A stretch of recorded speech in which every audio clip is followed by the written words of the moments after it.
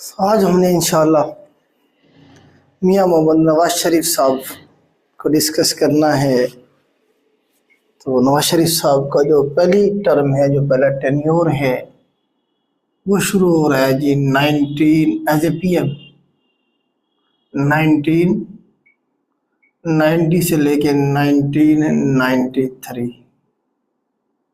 As a prime minister जो है नवाज शरीफ साहब का टेन्योर शुरू हो रहा है 1990 से। टाइम हो गया है।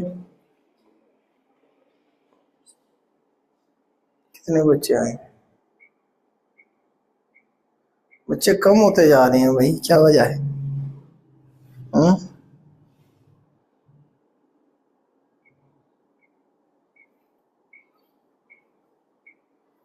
चलें, किस्मत उनकी। तो नवाज शरीफ साहब जो हैं, ये एज ए प्राइम मिनिस्टर सबसे लंबा टेन्योर इन्होंने गुजारा है। मतलब 3 दफा प्राइम मिनिस्टर बनने वाले, 3 टाइम्स। तारीख के अंदर, पाकिस्तान की तारीख में कोई और ऐसा प्राइम मिनिस्टर नहीं आया जो 3 दफा प्राइम मिनिस्टर बना हो पाकिस्तान में। तो 3 दफा प्राइम मिनिस्टर बनने वाले ये वाहिद पीएम थे पाकिस्तान के, ठीक है बल्कि। तो सबसे लंबा टेन्योर इनका तकरीबन 9 साल के करीब करीब बनता है। 9 इयर्स के करीब करीब इनका टेन्योर बनता है। यह सवाल ये बनता है, लॉन्गेस्ट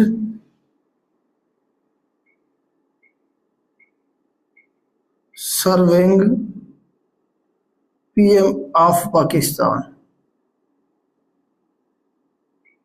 ऑप्शन में पहले होता है लियाकत अली खान,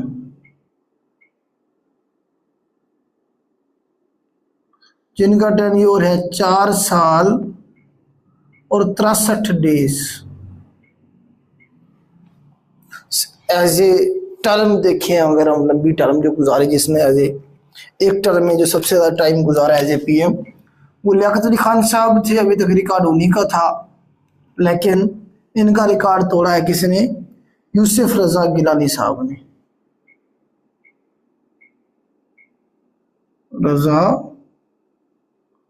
गिलानी साहब जो है 4 साल और 86 डेज तक ये पाकिस्तान के प्राइम मिनिस्टर है। टर्म ये भी नहीं पूरी कर सके अपनी। पाकिस्तान की तारीख में अभी तक कोई ऐसा प्राइम मिनिस्टर नहीं आया जो अपने 5 साल पूरे करके गया। अपनी टर्म मुकम्मल किसी ने भी नहीं की। लेकिन मुझे लगता है कि अब जो ये रिकॉर्ड है ये टूट जाएगा। मिस्टर शहबाज शरीफ साहब जो हैं, इंशाल्लाह ये अपनी टर्म पूरी करेंगे। ये रिकॉर्ड जो है ये भी टूट जाएगा इंशाल्लाह। यूसुफ रजा गिलानी साहब का जो टेन्योर है सबसे लंबा है एज ए पीएम। आप देखें, अगर ओवरऑल सबसे ज्यादा टर्म किसने गुजारी? नवाज शरीफ साहब ने। कितनी दफा? 3 दफा। लेकिन वो 2.5-3 साल बाद फर्क कर दिए जाते थे, ठीक है।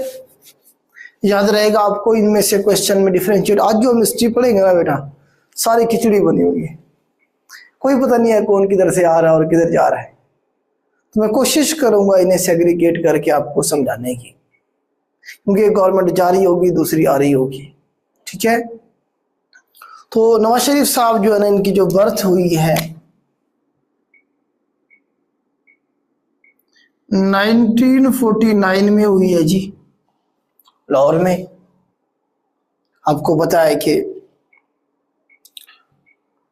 और उसके बाद पाकिस्तान की सियासत में अगर देखें तो 1981 से इन्होंने सियासत शुरू की थी।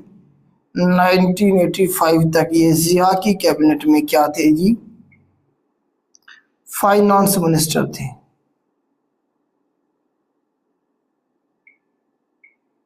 फाइनेंस मिनिस्टर थे। फिर 1985 के इलेक्शन में मैंने आपको बताया सीएम पंजाब बने। सीएम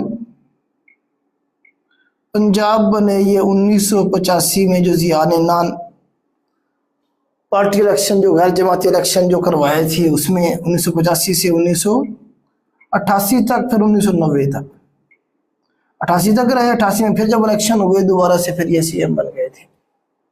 मतलब जो सीएम का टेन्योर है पंजाब के 1985 से लेकर 1990 तक है इनका। ठीक है, अब 1990 के अंदर बेनजीर की गवर्नमेंट को गिरा के नवाज शरीफ साहब को लाया जाएगा। इसे मैं रेज करता हूं, तो जरा तो हम देख लेते हैं इलेक्शन के हवाले से कुछ चीजें।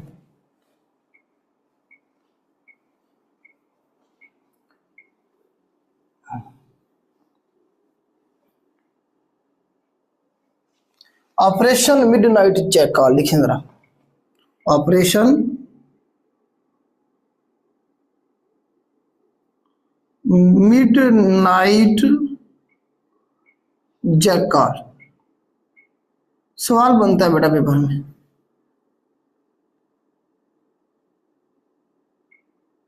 नाइनटीन 89 ये पूछा जाए किसके खिलाफ था ये बेनजीर की गवर्नमेंट को गिराने के लिए ऑपरेशन जारी किया गया था। बेनजीर की जो गवर्नमेंट है उसे गिरा के नवाज शरीफ को लाने के लिए ये ऑपरेशन शुरू किया गया 89 में। वोट ऑफ नो कॉन्फिडेंस के जरिए लोगों को इधर से उधर करना था और इस तरह से जो है ना जी गवर्नमेंट को गिराना था।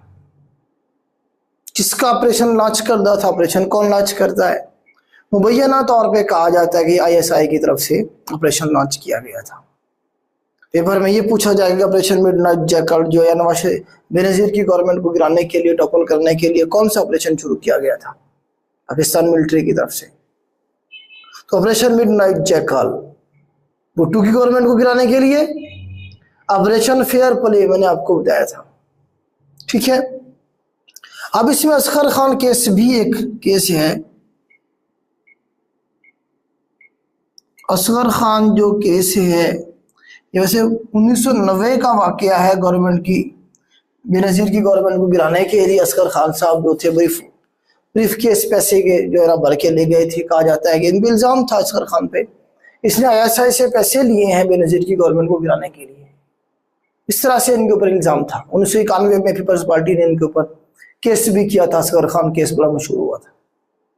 ठीक है, अल्टीमेटली बेनजीर के अपने मामलात भी थे बहुत सारे, कोई अच्छा परफॉर्म भी नहीं कर पाई थी वो, क्योंकि पैसे नहीं थे हमारे मुल्क में। मजहबी तबका मैंने बताया वो खिलाफ था, औरत की हुक्मरानी पे फतवे दिए जा चुके थे। मिलिट्री जो थी वो नवाज शरीफ को लाना चाहती थी। ब्लू आई बच्चा था नवाज शरीफ साहब उस वक्त मिलिट्री के। इस तरह से जो है मामलात सारे। फिर आसिफ अली जरदारी की करप्शन भी मैंने आपको बताई, वो भी अरूज पे थी। फैमिली इनके मामलात भी थे सारे के सारे। तो इस वजह से अल्टीमेटली बेनजीर की गवर्नमेंट को गिरा दिया गया था।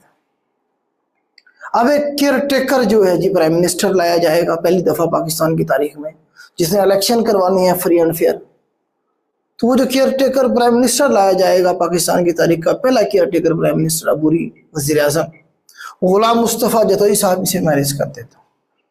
गुलाम मुस्तफ़ा जतोई साहब जो है ना वो लाए जाएंगे और वो क्या करेंगे जी इलेक्शन कर। इसाक खान बैठा हुआ है प्रेसिडेंट जो है, लिख देते हैं उधर साइड पे, प्रेसिडेंट इसाक खान। 1985-88 में बन गया था, 93 तक रहेगा ये बैठा हुआ था प्रेसिडेंट। ठीक है, ये 1988 से लेके 1993 तक रहेगा। अब इलेक्शन हो रहे हैं 1990। तो जो केयर टेकर प्राइम मिनिस्टर लाया गया जिसने इलेक्शन करवाने थे उनका नाम गुलाम मुस्तफ़ा जतोई। गुलाम मुस्तफ़ा जतोई साहब थे जी। हाँ जी, इंग्लिश में भी लिख देता हूं, गुलाम मुस्तफ़ा जतोई साहब जो थे ये केयर टेकर पीएम बने पाकिस्तान के। ये पहले पीएम थे केयर टेकर। अबूरी वजीर आजम पहले अगर आपसे पूछा जाए तो कौन होंगे? गुलाम मुस्तफ़ा जतोई साहब होंगे। ये इलेक्शन करवाएंगे, इलेक्शन के जो रिजल्ट आएंगे उसमें एक तरफ तो आप देखें कि हमारे पास JI, जिसे नवाज शरीफ साहब लीड कर रहे थे, नवाज शरीफ साहब लीड कर, दूसरा पीपल्स पार्टी PPP, जिसे कौन लीड कर रही है, बेनजीर साहिबा कर रही हैं।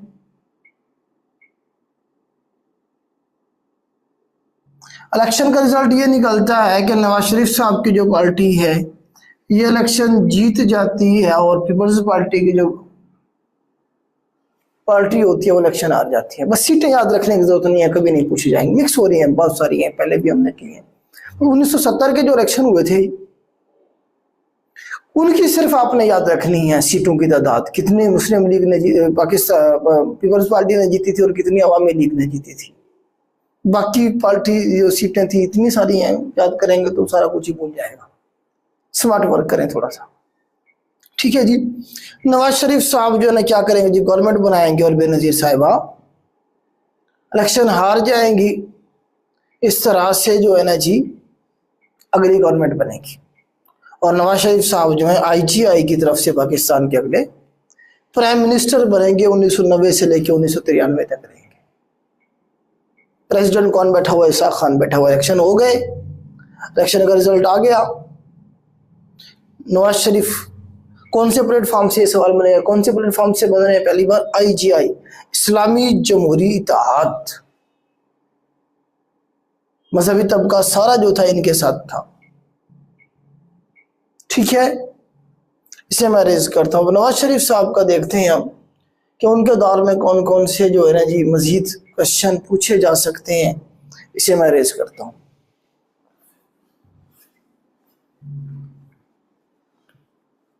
सबसे पहले तो आप ये देखें कि ये आएंगे और क्या करेंगे जी, डीनेशनलाइजेशन शुरू करते हैं। कि क्या करेंगे जी, ये डीनेशनलाइजेशन का लिखें।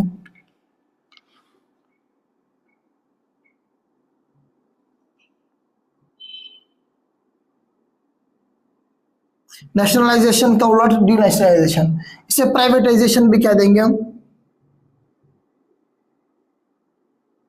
मतलब जो इंडस्ट्री या जो इदारे भुट्टो ने अपने दौर में कौमी तहवील में ले लिए थे उन्हें इसने बेचना शुरू कर दिया, प्राइवेट करना शुरू कर दिया। उसमें इनकी अपनी इत्तेफाक फाउंड्री भी थी, ठीक है, जिसे इन्होंने क्या किया, खुद ही फिर वापस ले लिया था। इत्तेफाक फाउंड्री तो पहले ले ली थी, जिया के नहीं वापस कर दी थी। जिया के दौर में, जिया जब आया था ना, क्योंकि जिया के साथ इनके अच्छे ताल्लुकात थे।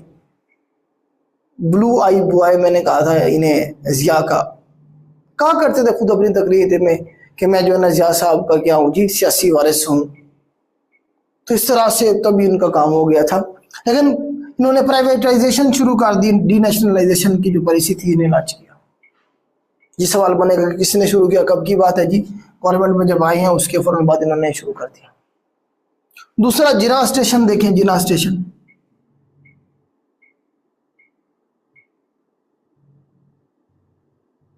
जिना स्टेशन कायम किया गया।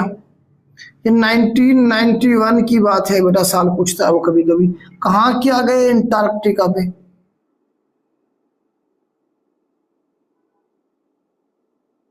अंटार्कटिका आपको पता है 7वां बड़े आजम जो बर्फ से ढका हुआ है, उसे एक्सप्लोर करने के लिए लोग यहाँ से जा रहे थे।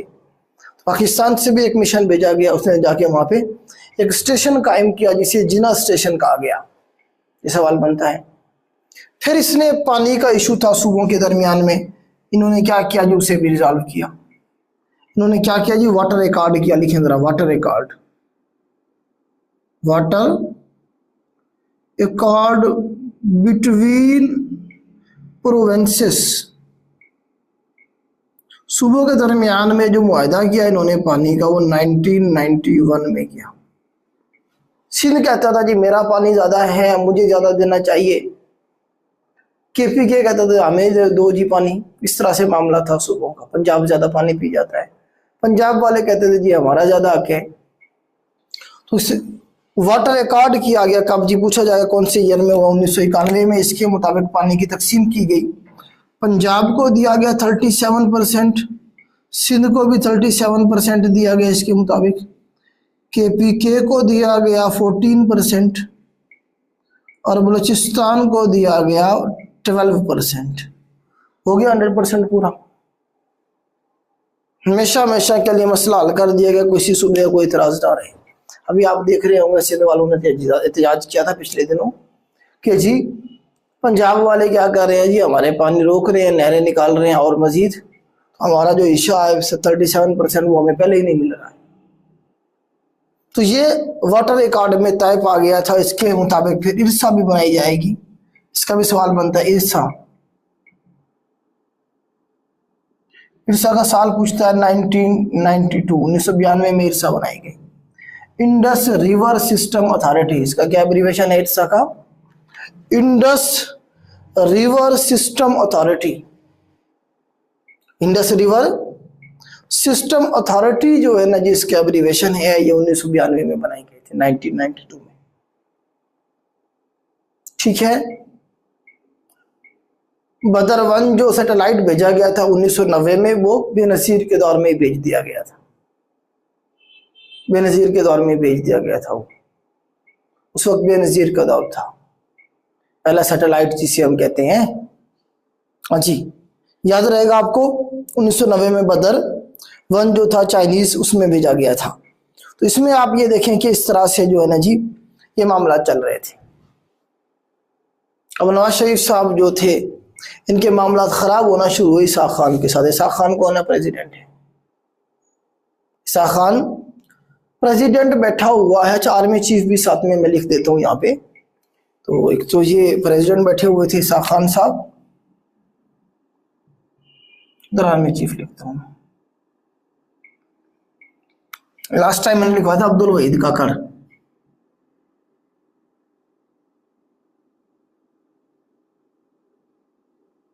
वहीद काकड़, इनका जो टेन्योर है 1991 से लेकर 1993 तक है as a army chief, as a army chief. Kakar साहब का टेन्योर 1991 से 1993 है।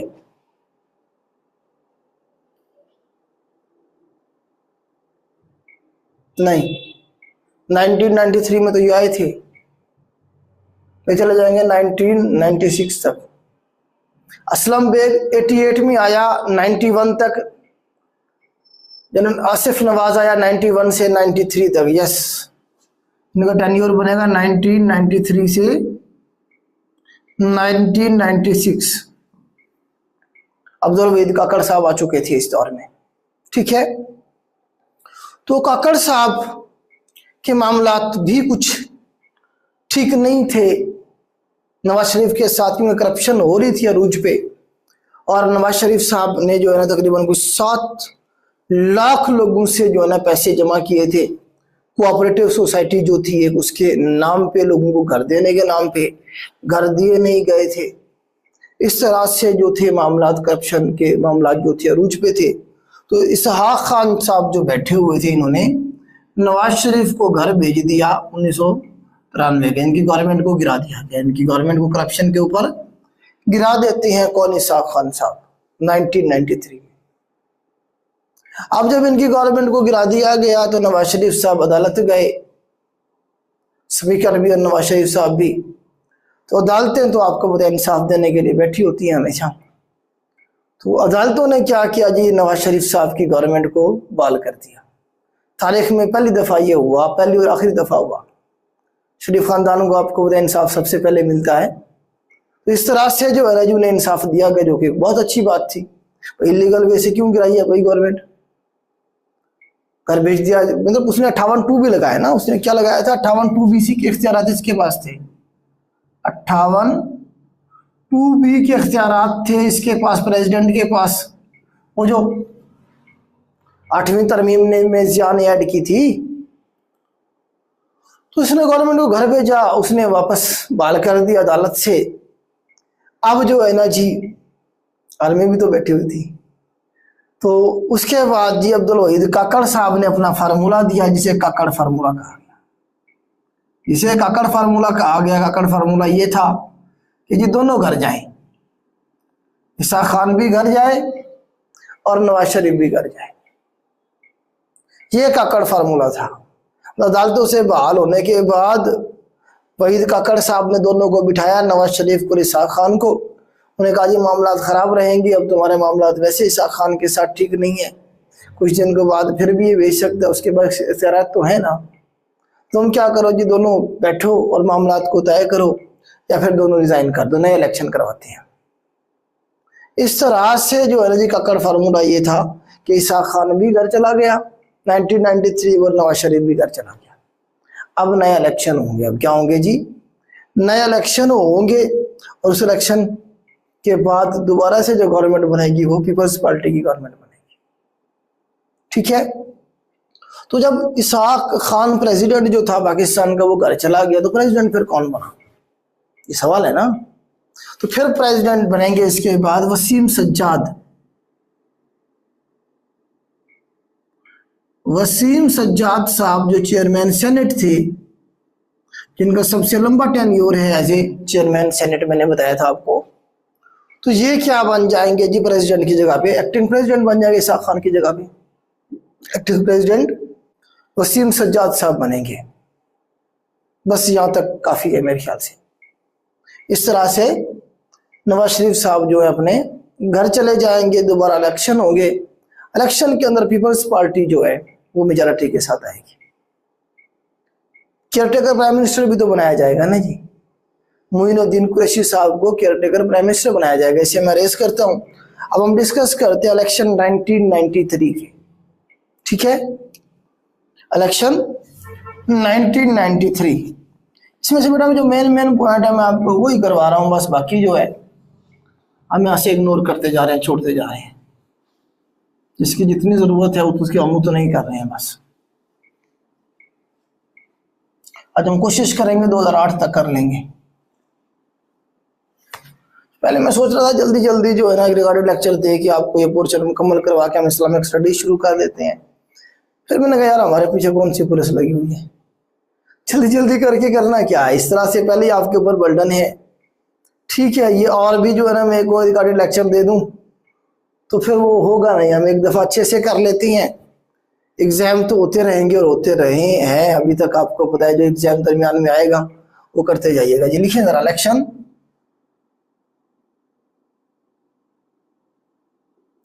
1993, 1993 के जो इलेक्शन होंगे उसके लिए पहले तो केयरटेकर गवर्नमेंट बनाई जाएगी और हमारे पास यहाँ आ जाएंगे जी मोइनुद्दीन कुरैशी साहब।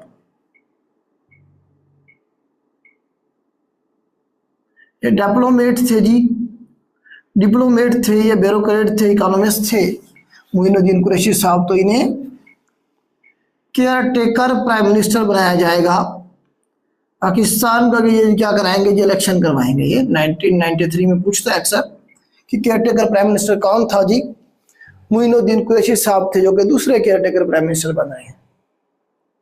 ठीक है, तो ये इलेक्शन करवाएंगे। रिजल्ट में जो है जी पीपीपी जो है पाकिस्तान पीपल्स पार्टी जो है इसका जो है ना इलेक्शन जीत जाएगी और बेनजीर साहिबा जो है जी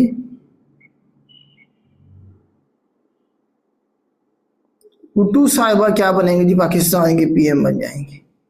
1993 से 1996 तक रहेगी, 1993 से 1996 तक ये रहेंगे।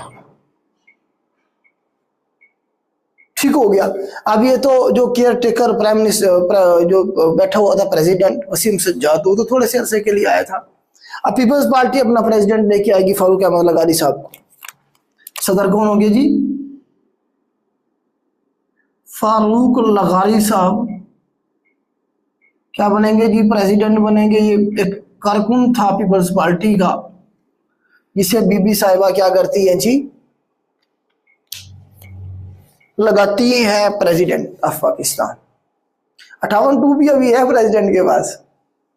ठीक है, तो इस तरह से यूसुफ रजा गिलानी साहब इसी दौर में स्पीकर बनते हैं असेंबली के और मामला आगे चलते हैं। ये जो गवर्नमेंट थी बेनजीर भुट्टो साहिबा की, इसमें ऐसा कोई काम बड़ा कारनामा नहीं होता, सिवाय ये कि इसमें बेनजीर के जो भाई थे मीर मुर्तजा भुट्टो, मीर मुर्तजा भुट्टो जो थे, इन्हें 1996 के अंदर कराची की सड़कों पे पुलिस मुकाबले में मार दिया जाता है। पुलिस जो मुकाबला होता है उसके अंदर गोलियों से इसे भून दिया जाता है। गवर्नमेंट में कौन बैठी हुई है? बेनजीर भुट्टो साहिबा खुद। असल में इस दौर में बेनजीर भुट्टो को जो फैमिली के मामलात थे ना, उसने बहुत ज्यादा डिस्टर्ब किया हुआ था। नुसरत भुट्टो जो थी बेनजीर की माँ, वो मीर मुर्तजा भुट्टो को अपना सियासी वारिस बनाना चाहती थी कि जी ये सियासत करे, ये लीड करे, ये प्राइम मिनिस्टर हो, ठीक है। जबकि ये बंदा एस्टेब्लिशमेंट को कबो काबिल कबूल नहीं था, क्योंकि इसने जुल्फकार और वो जुल्फकार अली भुट्टो का बदला लेना था इसने, इसीलिए इसे जो है ना जी इसके ऊपर केसेस भी थे, ये जेल में रहा बड़े अरसे तक, ठीक है, हाईजैकिंग के और पता नहीं कौन कौन से केसेस थे। और जरदारी भी इसके मुखालिफ था, जरदारी के साथ इसके मसाइल थे काफ़ी सारे, क्योंकि जरदारी कंट्रोल करता जा रहा था पार्टी के ऊपर बेनज़ीर के ज़रिए। और ये जो है ना जी इन्होंने खुलेआम उनके खिलाफ तकरीर, इलेक्शन भी बल्कि इन्होंने इनके खिलाफ लड़ा था, बेनज़ीर के खिलाफ, जीत गया था, ये असम्बली का मेंबर था। कौन? मीर मुर्तजा भुट्टो।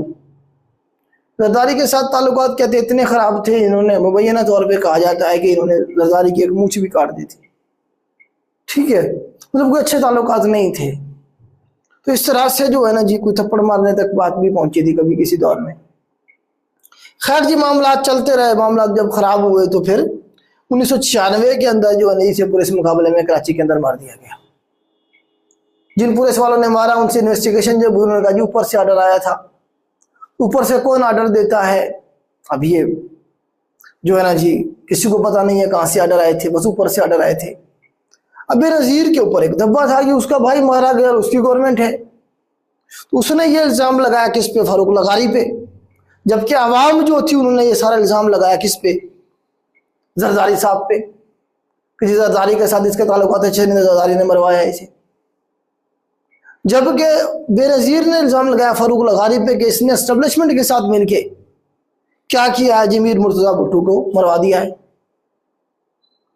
इस तरह से मामला जब खराब होना शुरू होंगे फारूक लगारी के साथ, तो फारूक लगारी क्या करेगा? बेनज़ीर की गवर्नमेंट को ही घर भेज देगा 1996 में। मतलब बेनज़ीर ने ही लगाया था फारूक लगारी को, उनका एक कारकुन था देरीना, तो वही क्या करेगा? बेनज़ीर की गवर्नमेंट को घर भेज। मतलब इसका ताल्लुक भी पीपल्स पार्टी से था, इसका ताल्लुक भी पीपल्स पार्टी से था। सीट ऐसी, मतलब सीट की जो मोहब्बत है ना वो ऐसी है, होती है, बड़े बड़े लोगों को गद्दार बना देती है। तो इस तरह से फारूक लगारी साहब 96 में इनकी गवर्नमेंट को दोबारा से घर भेज दी। इसी दौरान करप्शन भी भेज दिया इनकी गवर्नमेंट को घर, क्योंकि जरदारी साहब की करप्शन के बारे में उस वक्त डॉक्यूमेंट्रियाँ छप चुकी थी, मूवीज आ चुकी थी, मिस्टर 10% जो थे वो मशहूर हो चुके हुए थे। तो इस तरह करप्शन के ऊपर बेनज़ीर की गवर्नमेंट को घर भेजा जाएगा दोबारा से, ठीक है। तो कोई ऐसा सच इसमें दौर में जो है ना जी कोई कारनामा नहीं है। मैं अगेन देख लेता हूँ, अगर कोई बात कहीं से मिस हो रही है तो मैं लिखवा देता हूँ आपको। हाँ, बस यही करप्शन पे जो है ना जी फारूक लगारी साहब ने गवर्नमेंट को घर भेजा। सीटें याद रखने की जरूरत नहीं है, वैसे 89 सीटें थी। पीपल्स पार्टी की कोalition गवर्नमेंट बनाई थी, छोटी पार्टी उसके साथ मिला के इन्होंने अपनी सीटें याद रखी, क्योंकि इतने सारे इलेक्शन हुए हैं, सीटें याद हो नहीं सकती है किसी तरह भी, ठीक है जी। तो बेनज़ीर साहब भी दूसरी दफ़ा बनी थी प्राइम मिनिस्टर ये, और इनकी जो टर्म थी मुकम्मल हुई। उसके बाद बेनज़ीर की जब गवर्नमेंट ख़त्म हुई तो आगे चल के नवाज शरीफ की गवर्नमेंट आएगी, बेनज़ीर पे केसेस बनाए जाएंगे करप्शन के, ठीक है, और उसके बाद बेनज़ीर बाहर चले जाएंगे, ठीक है। और उसके बाद बेनज़ीर दोबारा जब पाकिस्तान, बेनज़ीर को चैप्टर ही क्लोज कर देते हैं, बेनज़ीर दोबारा वापस आएंगे। चार्टर ऑफ डेमोक्रेसी जब साइन होगा उसके बाद, चार्टर ऑफ डेमोक्रेसी ये 2006 में हुआ था। साल पूछते हैं पेपर में, ये कब साइन हुआ? 2006 में। कहाँ? लंदन में। लंदन में ये साइन किया गया चार्टर ऑफ डेमोक्रेसी। जलावती में मुशर्रफ कह रहा हूँ, नवाज शरीफ साहब भी बाहर थे, बेनज़ीर भी बाहर थी। उन्होंने कहा कि जी हम डेमोक्रेसी को ये जिद्दोजहद करेंगे और एक दूसरे की गवर्नमेंट को नहीं गिराएंगे जिस तरह हमने पहले गिराया, ठीक है। और उसके बाद फिर ये 2007 में पाकिस्तान आती हैं और 2007 में ही इनकी डेथ हो जाती है। 27 दिसंबर 2007 को जो है ना जी लियाकत पार्क जो था रावलपिंडी में, वहां पे एक तकरीर के दौरान इनके ऊपर खुदकुश धमाका होता है, फायरिंग की जाती है और इन्हें शहीद कर दिया जाता है। कब? 27 दिसंबर, एग्जैक्ट डेट याद रखने वाले, 27 दिसंबर 2007 को बेनजीर साहिबा को शहीद कर दिया गया, मार दिया गया। पीपल्स पार्टी ने जो है इसका इल्जाम मुशर्रफ पे लगाया, मुशर्रफ ने इल्जाम इसका लगाया किस पे? अलकायदा पे, और इस तरह से जो है ना जी आगे चल के फिर मामला चलेंगे। बेनजीर साहिबा का चैप्टर में क्लोज करते हैं, इनकी किताब के बारे में पूछता है। बेनजीर की जो किताबें है daughter of east, daughter of east जो है इनकी किताब थी, डॉटर ऑफ डेस्टिनी,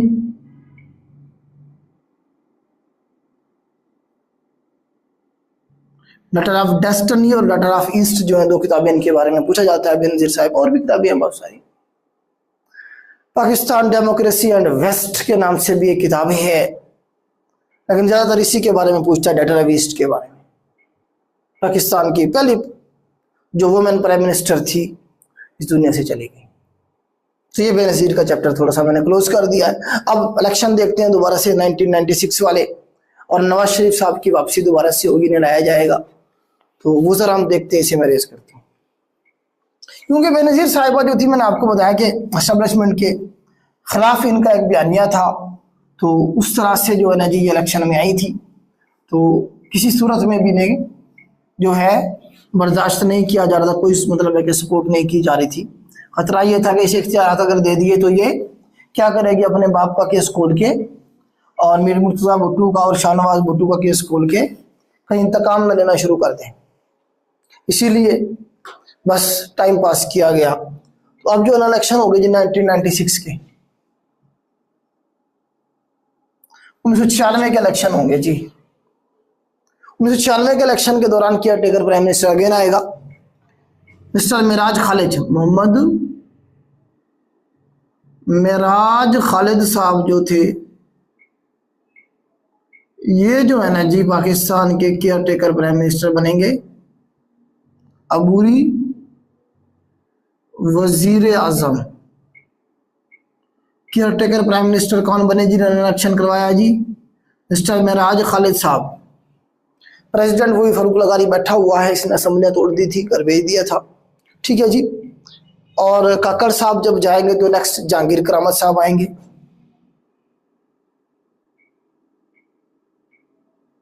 जहांगीर करामत साहब क्या बनेंगे जी, आर्मी चीफ बनेंगे।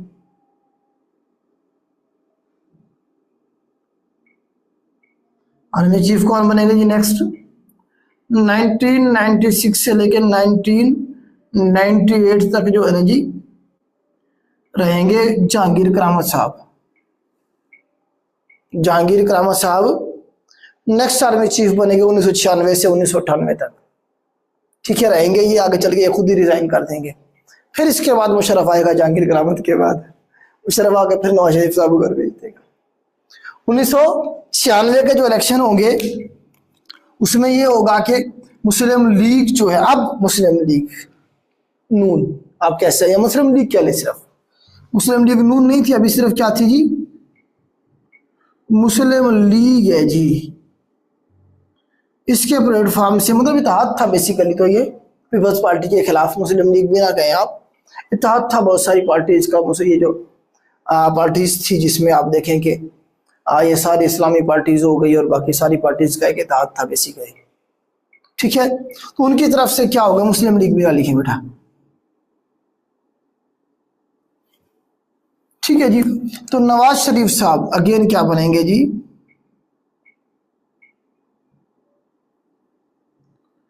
प्राइम मिनिस्टर बनेंगे पाकिस्तान के, और आएंगे 1997 से लेके 1999 तक। इलेक्शन ये 96 के एंड में होते हैं ना, दिसंबर में जाके इलेक्शन होते हैं आखिर में।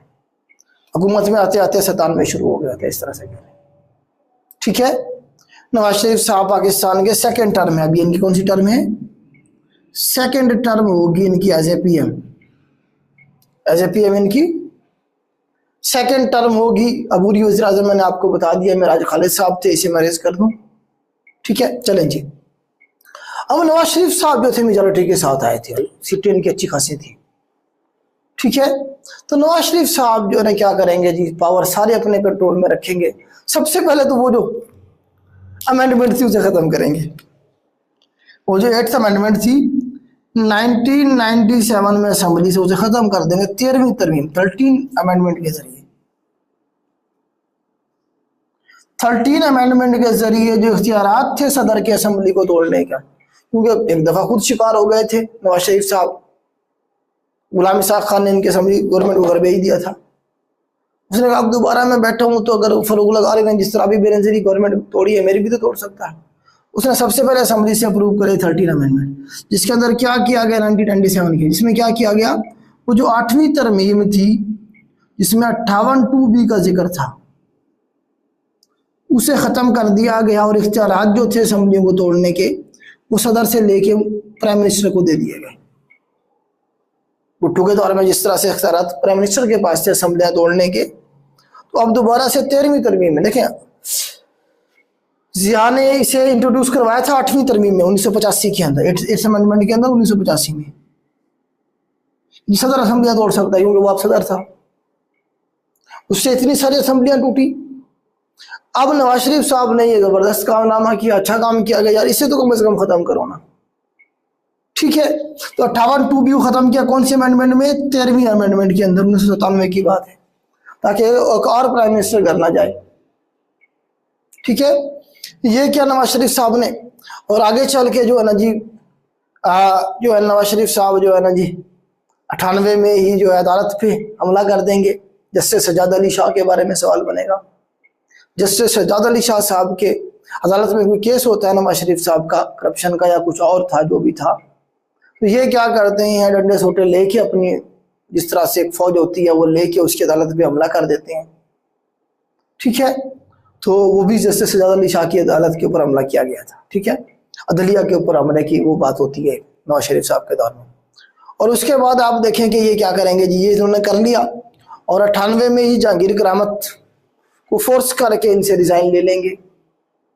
या तो पहला प्रेसिडेंट चेंज करेंगे, फरूक लगारी की जगह पे क्या लेके आएंगे, किसी लेके आएंगे, 97 के एंड में ही फरूक लगारी की जगह पे नया प्रेसिडेंट आएगा हमारे पास, वो तलड़ साहब, रफीक तलड़ साहब, इसे रेस कर दूं, फरूक लगारी को मैं रेस कर देता हूँ। रफीक तलड़ साहब आ जाएंगे president of Pakistan. President of Pakistan को आएंगे जी रफीक तलड़।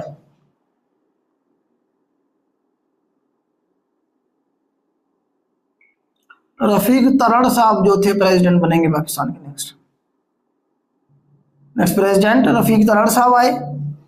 प्राइम मिनिस्टर नवाज शरीफ साहब आए। ये मिराज खालिद को इसका काम खत्म हो गया, इलेक्शन करवा के चला गया है। ठीक है, तो नवाज शरीफ साहब के हाँ जी प्राइम मिनिस्टर हो गए। हाँ जी, रफीक तलड़ साहब जो थे इनके अपने मतलब ये मुस्लिम लीग से इनका ताल्लुक था, नवाज शरीफ साहब के दोस्त थे। इन्होंने क्या लगा दिया, प्रेसिडेंट लगा दिया और जहांगीर करामत से इस्तीफा ले लिया जाएगा अगले साल जाके 98 में, और इनकी जगह पे परवेज मुशर्रफ को लाया जाए। इनकी जगह पे परवेज मुशर्रफ साहब को लाया जाएगा। इसे मैं अब्रेज कर देता हूँ, इनका काम खत्म हो गया है, तो इनकी जगह पे अब परवेज मुशर्रफ साहब आ जाएंगे।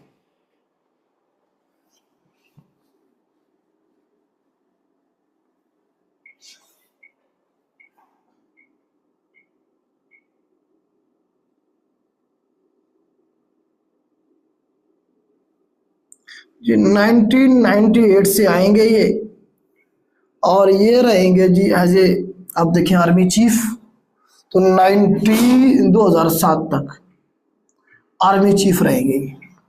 प्रेसिडेंट इसके बाद भी रहते हैं 2008 तक। आर्मी चीफ की बात कर रहा हूं मैं, एज ए आर्मी चीफ। अक्टूबर की बात है, अक्टूबर 6 अक्टूबर 1998 को ये आए थे, डेट याद रखने की जरूरत नहीं है। 2007 तक ये रहेंगे। तो ये क्या थे जी, आर्मी चीफ होंगे, आर्मी चीफ होंगे। अब मामला आगे चलेंगे, इसे मैं रेज करता हूं। और नवाज शरीफ साहब जो है क्या करेंगे जी, अमीरुल मोमिनीन बनने की कोशिश करेंगे। सीटें ज्यादा जब आ जाती हैं बंदे के पास तो फिर वो बंदे को बंदा ही नहीं समझता। ठीक है, तो असल में पता है क्या है, वो मैं एक सुन रहा था, एक पाकिस्तान के जो फाइनेंस मिनिस्टर थे पुराने, बल्कि अमेरिका का कोई बंदा था, शायद ट्रम्प का एडवाइजर था वो, गंजा सा। वो कह रहा था कि पाकिस्तान का जो मसला है ना, पाकिस्तान का मसला ये है, उसने एग्जांपल दी एक शॉप के साथ। उसने कहा कि ये सारे जो है वादे करके आते हैं कि जी अब हमें ले आओ, हम ये करेंगे, हम वो करेंगे, हम फला करेंगे, हम ढिमका करेंगे। जब ये आ जाते हैं, जब इनके पास इख्तियारात आते हैं तो समझते हैं कि असल मालिक हम हैं, कौन हमें लाने वाले। फिर ये क्या करती है, उन्हें गिरबान से पकड़ने की कोशिश करती है, और वो जो मालिक होता है उठा के फिर बाहर फेंक देता है। ठीक है, तो बात यही थी कि नवाज शरीफ साहब जो थे, अब इख्तियारात जब आ गए, इन्होंने कहा मैं आले ना लूँ, अमेंडमेंट भी ख़त्म करवा लिए, इख्तियारात भी आ गए। इधर से डर था जागीर करामत का, कहीं कूं ना कर दे, उसकी जगह मुशर्रफ साहब को ले आए। ठीक है, मुशर्रफ साहब से भी आगे चल के नहीं, जब डर लगेगा इसे मुशर्रफ साहब को भी तब्दील कर देंगे। लेकिन मुशर्रफ साहब को तब्दील करने से पहले हम बाकी और इवेंट देखते हैं, जो 2-4 होते हैं, जिसमें आप देखें कि 1998 के अंदर जो है ना जी, 1998 के अंदर हमारे पास क्या होगा जी, 28 मई 1998 को क्या होगा जी, एटॉमिक जो है ना, हम क्या करेंगे जी, पावर बनेंगे। पाकिस्तान क्या बनेगा जी, एटॉमिक पावर बनेंगे। पाकिस्तान 28 मई 1998 को क्या बना जी, यौम तकबीर जो मनाते हैं हम, जो एटॉमिक धमाका किया हमने, एटमी धमाका कौन सी डेट को किया, 28 मई 1998 को किया। क्यों? क्योंकि इंडिया ने 13 मई को 1998 को ही पोखरान 1 कर दिया था। क्या कर दिया था? पोखरान 1 कर दिया था, मतलब पोखरान के अंदर उन्होंने एटमी धमाके कर दिए थे। अब पाकिस्तान पे दबाव था कि पाकिस्तान भी क्या करे, धमाके करे। तो पाकिस्तान का जो ऑपरेशन था उसका नाम चागी वन किया था, उन्होंने पोखरान 1 किया था। पोखरान का एक रिजल्ट है, वहां पे उन्होंने किया था। तो हमने क्या किया जी, 5 धमाके किए 1928 में, 1998 कितने, 5। एक फिर हमने आगे चल के 30 मई को किया, टोटल हमने 6 धमाके किए, और पाकिस्तान क्या बन गया, एटॉमिक पावर बन गया। अब जब पाकिस्तान एटॉमिक पावर बनेगा तो दुनिया की तरफ से पाबंदियां लग जाएंगी, पाकिस्तान के जो पैसे हैं वो फ्रीज करने शुरू कर दिए जाएंगे बाहर। तो नवाज शरीफ साहब ने खुद ही पाकिस्तान में इमरजेंसी डिक्लेयर करके क्या किए थे, जो पाकिस्तान के अंदर बैंक में पैसे पड़े हुए थे उन्हें फ्रीज कर देते कि वो निकाल नहीं सकते आप, क्योंकि जब इस तरह की सिचुएशन पैदा होती है तो लोग पैसे निकालना शुरू कर दिए बैंकों से। जो डॉलर पड़े हुए थे पाकिस्तान के अकाउंट्स में, उन्हें रोक लिया गया और उन्हें कहा गया जी आप ये नहीं निकलवा सकते, ताकि कोई वर्स्ट सिचुएशन पैदा ना हो, मामला खराब ना हो। एक अच्छा कदम था। खैर जी, धमाके हो गए, इस तरह से हमारे पर पाबंदी शबंदी लगनी शुरू हो गई, और जो है ना जी मामलात बाद में फिर कुछ चीज़ें नरम हो गई। हमें कहा गया जी एनपीटी आप साइन करें, नॉन प्रोलिफरेशन जो हमारे पास ट्रीटी है एनपीटी, वो साइन करें। तो पाकिस्तान ने कहा जी पहले इंडिया करेगा तो हम भी कर देंगे। इंडिया ने कहा जी हम नहीं करते, हमने कहा हम भी नहीं करते। ठीक है, इस तरह से जो है ना जी मामला आगे चले। खैर बाद में आगे चल के 9/11 हो जाएगा और मामला कुछ बेहतर हो जाएंगे। तो ये जो है ना जी हमारा क्या हुआ जी इंसिडेंट। आगे चल के हमारे पास कारगिल वार को देखेंगे हम। इसी दौर में नवाज शरीफ साहब के दौर में क्या हो जाएगी जी, कारगिल वार हो जाएगी। कारगिल वार क्या हुई जी, कारगिल वार आपकी जो हुई ये जुलाई से पहले मई जून में हुई। हुआ ये कि जिस तरह से आप देखें कि जो कारगिल का इलाका है वहां पे सर्दियां जब शुरू हुई तो वो जो भारतीय जो चौकियां हैं वो वहां पे जब ठंड ज्यादा पड़ती है तो वो नीचे उतर जाते थे। जिस तरह से सियाचिन में इंडिया ने हमारे ऊपर अटैक करके कब्जा कर लिया था सर्दी के दौरान में 1984 में, तो इसी तरह का प्लान किया गया पाकिस्तान की तरफ से भी। और इस तरह से जो है ना जी कारगिल के जो इलाका है वहां पे चौकियों पे कब्जा कर लिया गया। मुशर्रफ साहब थे उस वक्त, आर्मी चीफ मुशर्रफ साहब का प्लान था। वहाँ बहुत सारे एरिया जो था उनका कारगिल का, उनकी सप्लाई लाइन भी काट दी गई, बहुत सारे एरिया पे हमने कब्जा कर लिया। कश्मीर को आज़ाद करवाने का ये भी एक हमारे पास मौका था, किसी हद तक था। लेकिन अभी एटॉमिक पावर बन चुके हैं, मामला डिस्टर्ब है। तो जैसे ही ये हुआ, इंडिया को जब पता लगा, इंडिया ने सारे फ्रंट पे जंग शुरू कर दी, सारे फ्रंट खोल दिए। जवाबी हमले शुरू कर दिए और पाकिस्तान को इंटरनेशनली दबाव में लाने की कोशिश की गई। अमेरिका को कहा, अमेरिका का जो आर्मी चीफ था वो पाकिस्तान आया। इस तरह से जो है ना जी पाकिस्तान पे दबाव बहुत ज़्यादा डाला गया कि जी आप अपनी फौज को वापस बुलाएं, या अपने जो मुजाहिदीन है उन्हें वापस बुलाएं। ठीक है, अल्टीमेटली वाशिंगटन एग्रीमेंट लिखे जरा, वाशिंगटन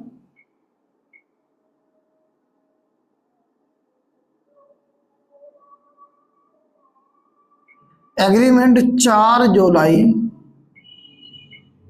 1999 को जो है ना जी नवाज शरीफ साहब थे, ये जो प्रेशर था वो बर्दाश्त नहीं कर पाए, बैरूनी दुनिया का आना था। तो इन्होंने क्या किया, वाशिंगटन में उधर गए हुए थे, वहां मुलाकात की बिल क्लिंटन से।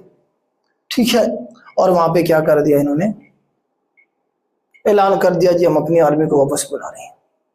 जब वहां से हमारी आर्मी वापस लौटी या लोग जवान वहां से वापस आने लगे तो पीछे से उन्होंने, जब आप वापस लौट रहे होते तो फिर फायरिंग होती है पीछे से, तो हमारे बहुत सारे जो जवान थे वहाँ शहीद हो गए थे। बहुत सारा नुकसान हमें इसमें उठाना पड़ा था। मुशर्रफ साहब को इस चीज़ का गुस्सा था कि मुझसे पूछा ही नहीं गया, वाशिंगटन एग्रीमेंट हो गया। ठीक है, मुशर्रफ साहब कहते हैं मैंने जो ऑपरेशन किया था ये मैंने जो है नवाज शरीफ साहब को एतमाद में लेके सारा कुछ करके मैंने किया था। और उसके बाद नवाज शरीफ साहब से जब पूछा उन्होंने कहा जी मुझे तो पता ही नहीं है, मुझे तो पता ही नहीं है, आर्मी ने खुद ही ये किया है। तो इस तरह से जो है ना जी हमें नुकसान उठाना पड़ा था इसमें कारगिल वार में। कारगिल वार का साल पूछा जाए आपसे तो आप देखेंगे मई और जून में ये चली थी 1999 को। 4 जुलाई को फाइनली हमने विड्रॉ कर लिया वहां से और उसके बाद हमें नुकसान उठाना पड़ा। ठीक है, तो ये मामला चल रहे थे 1999 के। अब आगे चल के मुशर्रफ को कर देंगे, वो थोड़ा सा हम देखते हैं। उससे पहले मैं देख लेता हूँ कोई पॉइंट अगर रह गया है तो वो मैं थोड़ा सा आपको बता देता हूँ। इसमें आप देखेंगे रफीक ताड़ का मैंने आपको लिखवा दिया कि हम मोटरवे, हाँ मोटरवे वाला नहीं लिखवाया मैंने आपको, अमेंडमेंट वाला भी लिखवा दिया मैंने आपको। ठीक है, लाहौर डिक्लेरेशन वाला भी मैंने आपको करवाना है। ठीक है, 2 पॉइंट इसमें रह गए हैं। तो इसमें हमारे पास देखें जरा, इसे मैं रेज करता हूँ। अब इसमें लाहौर डिक्लेरेशन को देख लेते हैं हम एक पॉइंट, ये क्या था इसके बारे में सवाल बनता है। लाहौर डिक्लेरेशन के अलावा और कौन सा था पॉइंट, अमेंडमेंट को तो मैंने आपको बता ही दिया है जी। हाँ, मोटरवे। तो पाकिस्तान में नवाज शरीफ साहब जो प्रोजेक्ट शुरू करते हैं उनमें से एक प्रोजेक्ट है मोटरवे का। तो 1997 में पहला मोटरवे कंप्लीट होता है जिसका नाम है M2। ये सवाल बनता है पेपर में, सबसे पहला मोटरवे कौन सा कंप्लीट हुआ और कौन से साल में हुआ। M2 जो मोटरवे है इस्लामाबाद से लाहौर वाला, ये मोटरवे जो है ये 1997 में कंप्लीट हो गया, इसका इफ्तिताह कर दिया गया। और ये पहला मोटरवे था जो बना M2। M1 जो है वो पेशावर से, हाँ पेशावर से नहीं, पेशावर से बनेगा, पेशावर से आपका बनेगा यहाँ तक इस्लामाबाद तक। ठीक है, ये M1 है। M2 आपका मोटरवे है ये इस्लामाबाद से लाहौर का। ठीक है, लाहौर से फिर आगे जब मुल्तान तक आते हैं तो ये आपका M3 बन जाएगा, अब्दुल हकीम तक, लाहौर से अब्दुल हकीम तक। फिर उसके बाद आपका ये M4 आगे चलेगा, M3 के बाद M4। ठीक है, मतलब लाहौर से आप देखें कि आपका अब्दुल हकीम तक बनेगा M3, अब्दुल हकीम से फिर ये मुल्तान तक आपका M4 बनेगा, फिर आगे M5, इस तरह से चलते चले जाएंगे। ठीक है, और उसके बाद मैं आपको बताने लगा था कि एक और इवेंट जिसके बारे में लाहौर डिक्लेरेशन, लिखे जरा लाहौर डिक्लेरेशन, ऐलान लाहौर जिसे हम कहते हैं। लाहौर डिक्लेरेशन भी 1999 की बात है। अटल बिहारी वाजपेयी, अटल बिहारी वाजपेयी साहब जो थे ये प्राइम मिनिस्टर थे किसके, इंडिया के, इंडिया के प्राइम मिनिस्टर थे ये अटल बिहारी वाजपेयी साहब। ये लाहौर तशरीफ लाए थे, लाहौर में आके ज्वाइंट एक डिक्लेरेशन दिया दोनों ने, प्राइम मिनिस्टर नवाज शरीफ साहब ने भी और अटल बिहारी वाजपेयी साहब ने भी, कि कश्मीर के साथ सारे जो मामला है कश्मीर भी और बाकी भी हम पुरअमन तरीके से सॉल्व करने की कोशिश करेंगे। हम जंग की तरफ नहीं जाएंगे, हम अच्छे हमसायों की तरह रह सकते हैं।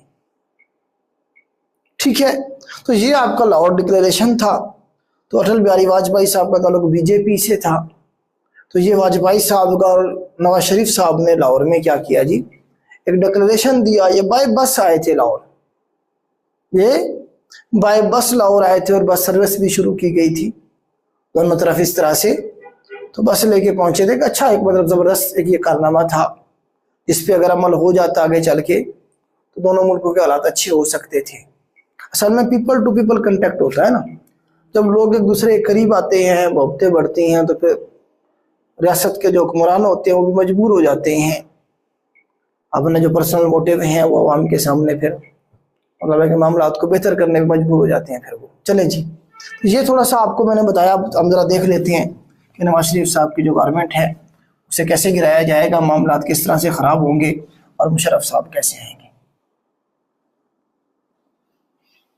जी अब देखें, मुशर्रफ साहब बैठे हुए हैं, अब कारगिल का ऑपरेशन हो गया जिसमें बुरी तरह से नाकामी हुई, ठीक है, वापस लौटना पड़ा हमें अल्टीमेटली। अब नवाज शरीफ साहब को खतरा ये पैदा हो गया कि कहीं मेरे खिलाफ कू ना हो जाए आर्मी की तरफ से।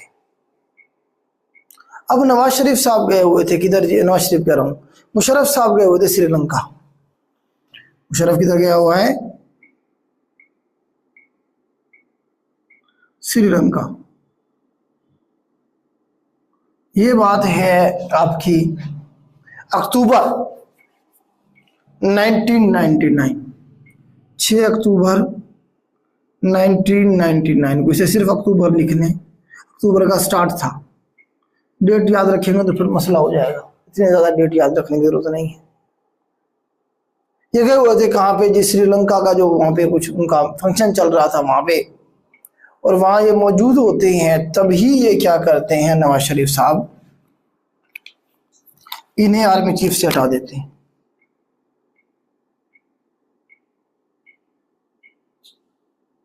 नवाज शरीफ साहब जो है मुशर्रफ को हटा देंगे, किससे जी, आर्मी चीफ से, मतलब 6 अक्टूबर को इन्हें हटा देंगे एज आर्मी चीफ। और जियाउद्दीन भट्ट लिखें जरा, जियाउद्दीन भट्ट, भट्ट साहब याद रखेंगे तब भी काम चल जाएगा। ये आईएसआई के चीफ होते हैं, ये आईएसआई के चीफ होते हैं और इन्हें नेक्स्ट आर्मी चीफ लगा देते हैं।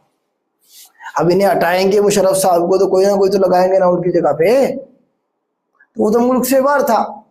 तो ये क्या करते हैं जी, परवेज मुशर्रफ साहब को हटा के मौजूल करके उनकी जगह पे जियाउद्दीन भट्ट साहब को नेक्स्ट आर्मी चीफ लगा देते हैं, उन्हें कहते हैं जी कंट्रोल करो।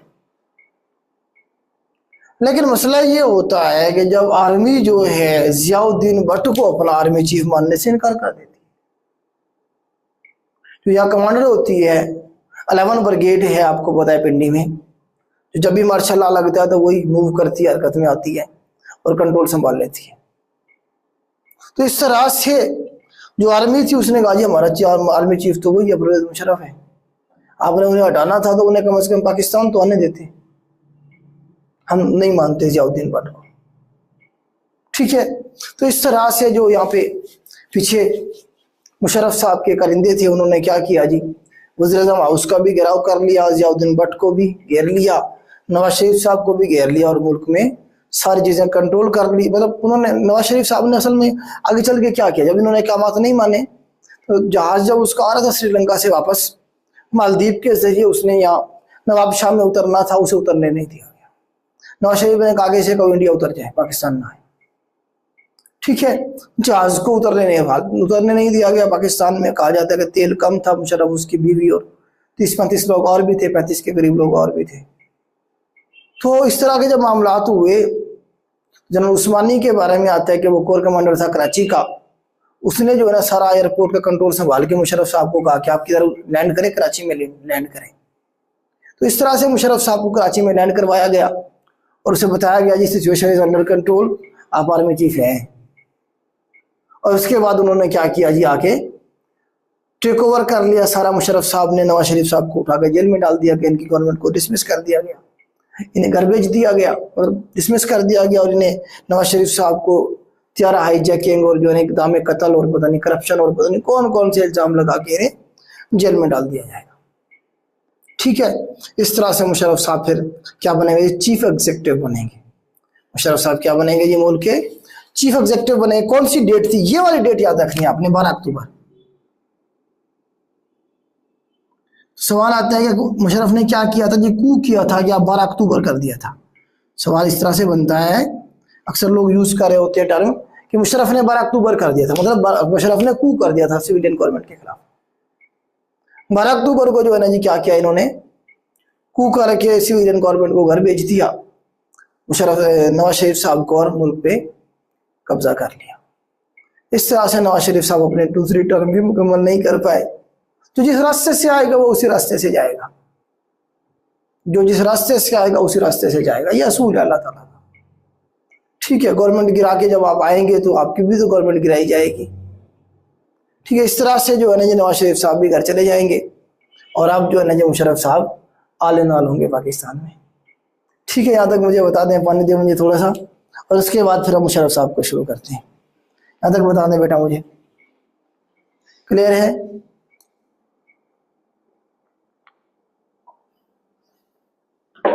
जी बेटा।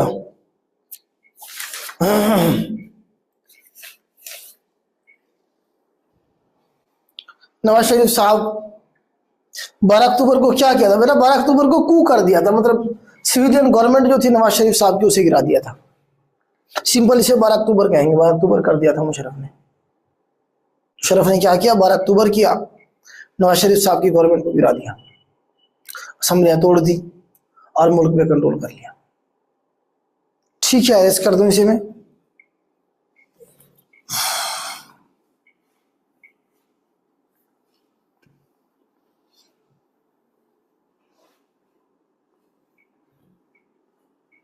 रफीक तराड़ को नहीं हटाया, प्रेसिडेंट बैठा हुआ है, प्रेसिडेंट बैठा हुआ है, रफीक तराड़ को नहीं हटाया उसने।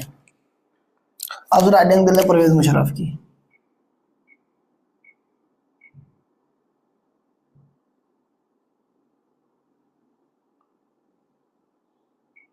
परवेज मुशर्रफ साहब का टेन्योर शुरू हो जाएगा। तो परवेज मुशर्रफ साहब 12 अक्टूबर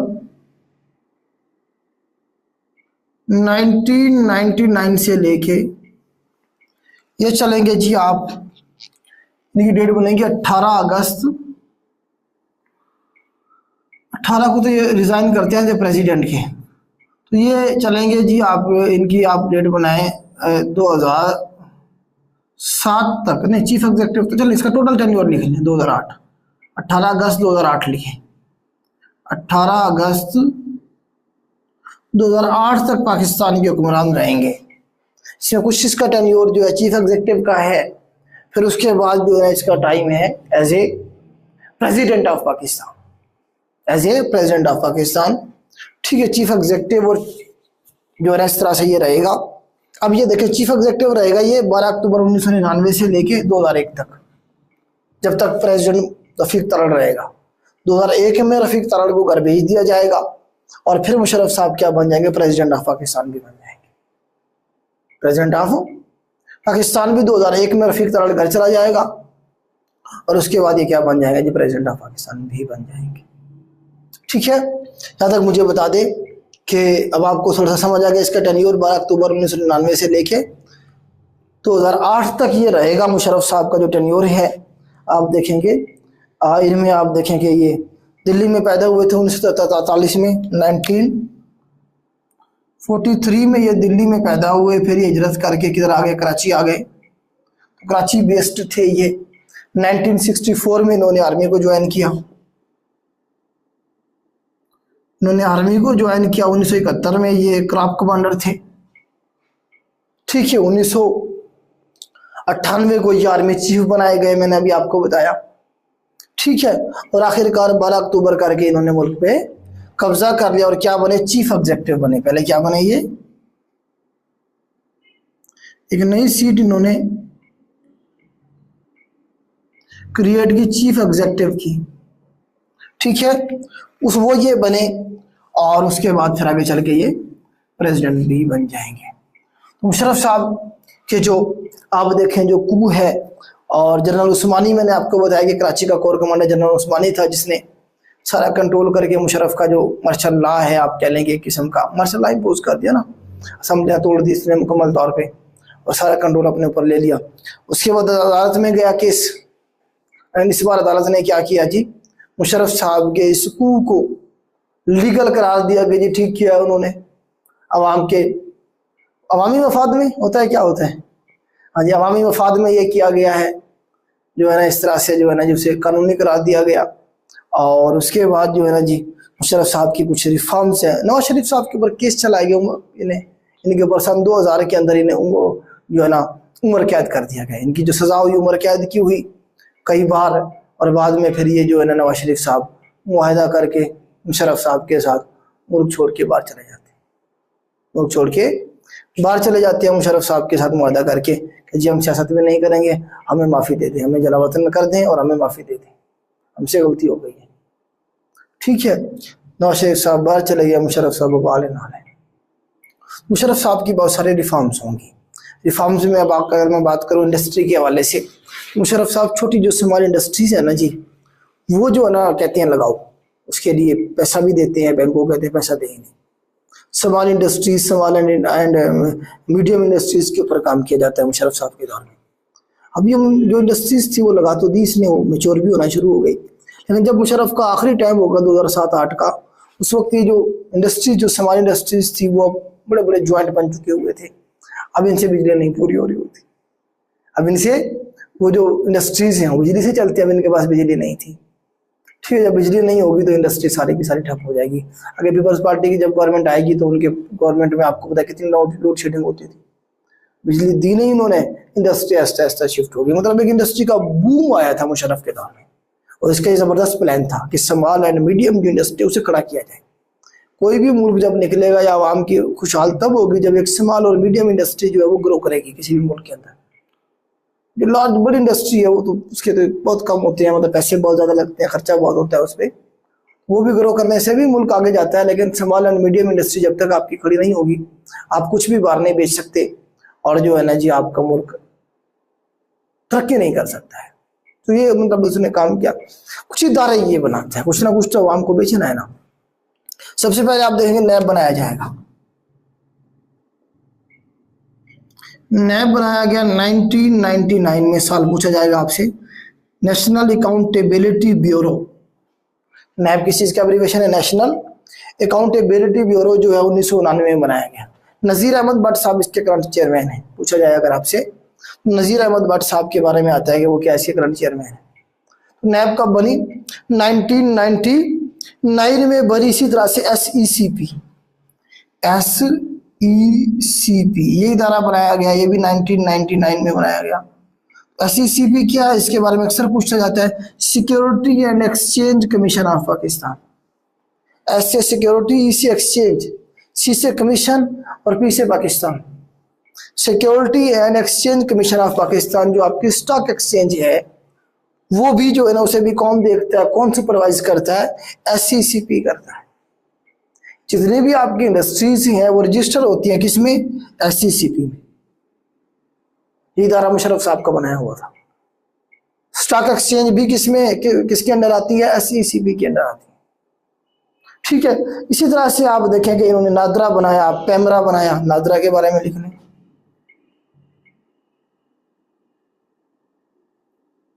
नादरा बनाया इन्होंने कब जी, सन 2000 में। नादरा के बारे में पूछा कौन से साल में बनाया गया, सन 2000 में बनाया गया। और पैमरा बनाया इन्होंने 2002 में। ये सारे सवाल बनते हैं बेटा। नादरा नेशनल हमारे पास डेटाबेस्ड रेगुलेटरी अथॉरिटी, इस तरह से इसका एब्रीविएशन बनेगा। तो ये सन 2000 में बनाया गया। और पैमरा जो है ये जो आपके मतलब आगे मीडिया की जो चीज़ें हैं उन्हें जो रेगुलेट करता है वो देखता है, वो पैमरा देखता है। टीवी के ऊपर कोई बात अगर गवर्नमेंट के खिलाफ की जा रही है या गलत की जा रही है तो उसे पैमरा नोटिस कर देता है, पैमरा भेज देता है नोटिस। ठीक है जी, तो पैमरा 2002 में बनाया। पैमरा का से यहाँ से आप ये देखेंगे मीडिया को बड़ा इन्होंने मुशर्रफ साहब ने आज़ाद किया। इनके दौर में मीडिया को लिबरेशन, मतलब मीडिया की आज़ादी नहीं थी पाकिस्तान में। तो इन्होंने मतलब टीवी चैनल्स बनवाए बहुत सारे, बहुत ज्यादा जो है ना जी, इन्होंने कहा जी हर बंदा जो है ना जी मीडिया की आज़ादी होनी चाहिए, जो बंदा जो बोलना चाहे वो बोले। लिबरलिज्म पे इन्होंने काम किया, ठीक है।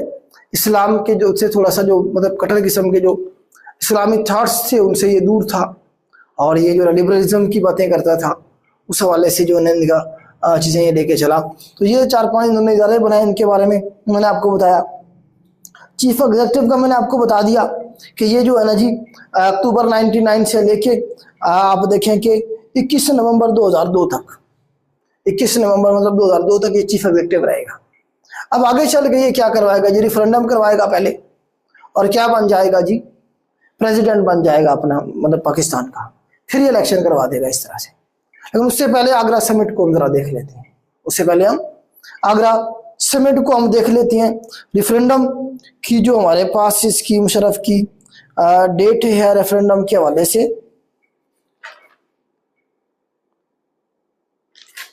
रेफरेंडम की डेट अप्रैल की कोई डेट थी, मुझे याद आ रहा है इसकी, चलो मैं इसे देखता हूँ। 30 अप्रैल थी, मेरा ख्याल आ रहा है कि 30 अप्रैल को रेफरेंडम करवाएगा ये, और ये क्या बन जाएगा जी, मुल्क का प्रेसिडेंट बन जाएगा। नहीं, प्रेसिडेंट तो पहले बन गया था, मतलब जो प्रेसिडेंट बन गया था अगले 5 साल के है ये। ठीक है, मैंने आपको ये बताया कि रफीक ताराड़ को इसने भेज दिया घर 2001 में। 2001 में इसने क्या किया, रफीक ताराड़ को घर भेज दिया, खुद क्या बन गया, मुल्क का प्रेसिडेंट बन गया। लेकिन अभी आगे चल के ये जो अपनी प्रेसिडेंसी है उसे लीगल करेगा, उसके लिए क्या करवाएगा, रेफरेंडम करवाएगा। रेफरेंडम के अंदर जो इसे वोट पड़ते हैं ना जी, वोट इसे 98% लोग इसे वोट डालते हैं कि हाँ जी आप ठीक है, आप प्रेसिडेंट बने। तो वो किस तरह से करवाया, वो सारा मैकेनिज्म जो है इसने अपने हक में रेफरेंडम करवाने में कितना टाइम लगता है।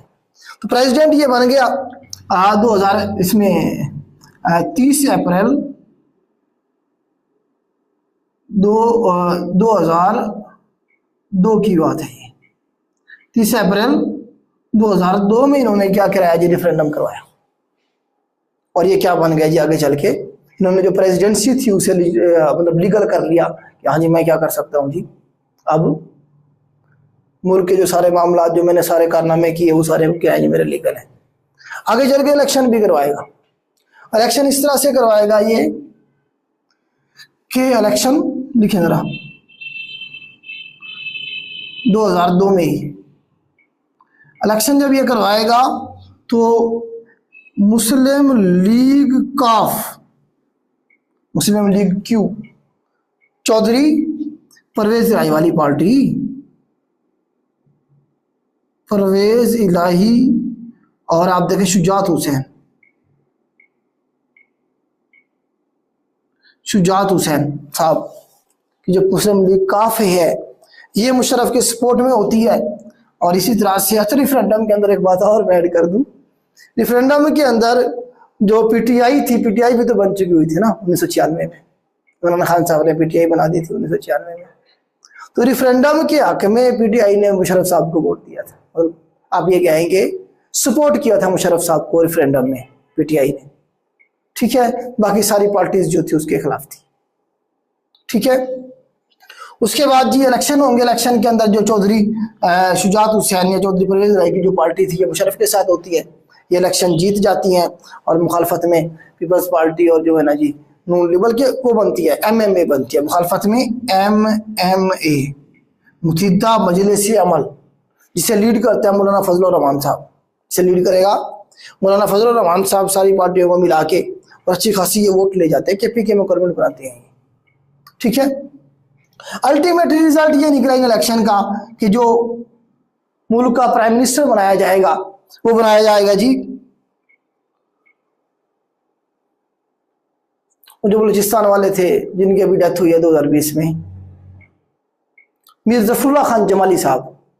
मीर जफरुल्लाह खान जमाली साहब क्या बनेंगे जी, पीएम बनेंगे, लिखिए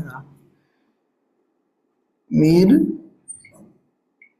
जफरुल्लाह खान जमाली साहब क्या बनेंगे जी, प्राइम मिनिस्टर बनेंगे सन 2002 से 2004 तक, 2002 से 2004 तक मुल्क के प्राइम मिनिस्टर कौन बनेंगे जी? मीर जफरुल्लाह खान जमाली साहब बनेंगे, बलूचिस्तान से थे। अभी इनकी जो है डेथ हुई है सन 2000,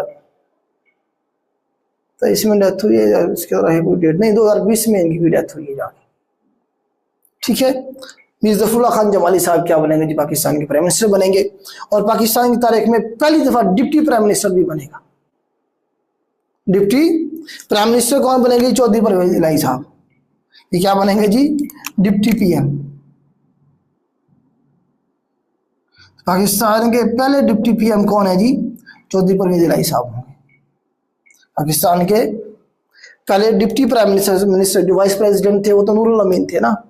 ये क्या है हमारे पास? डिप्टी प्राइम मिनिस्टर बनेंगे चौधरी परवेज इलाही साहब, और मीर जफरुल्लाह खान जमाली साहब क्या बनेंगे जी? प्राइम मिनिस्टर बनेंगे।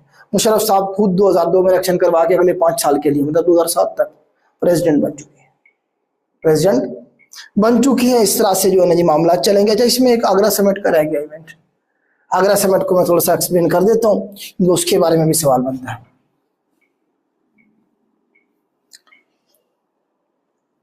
आगरा समिट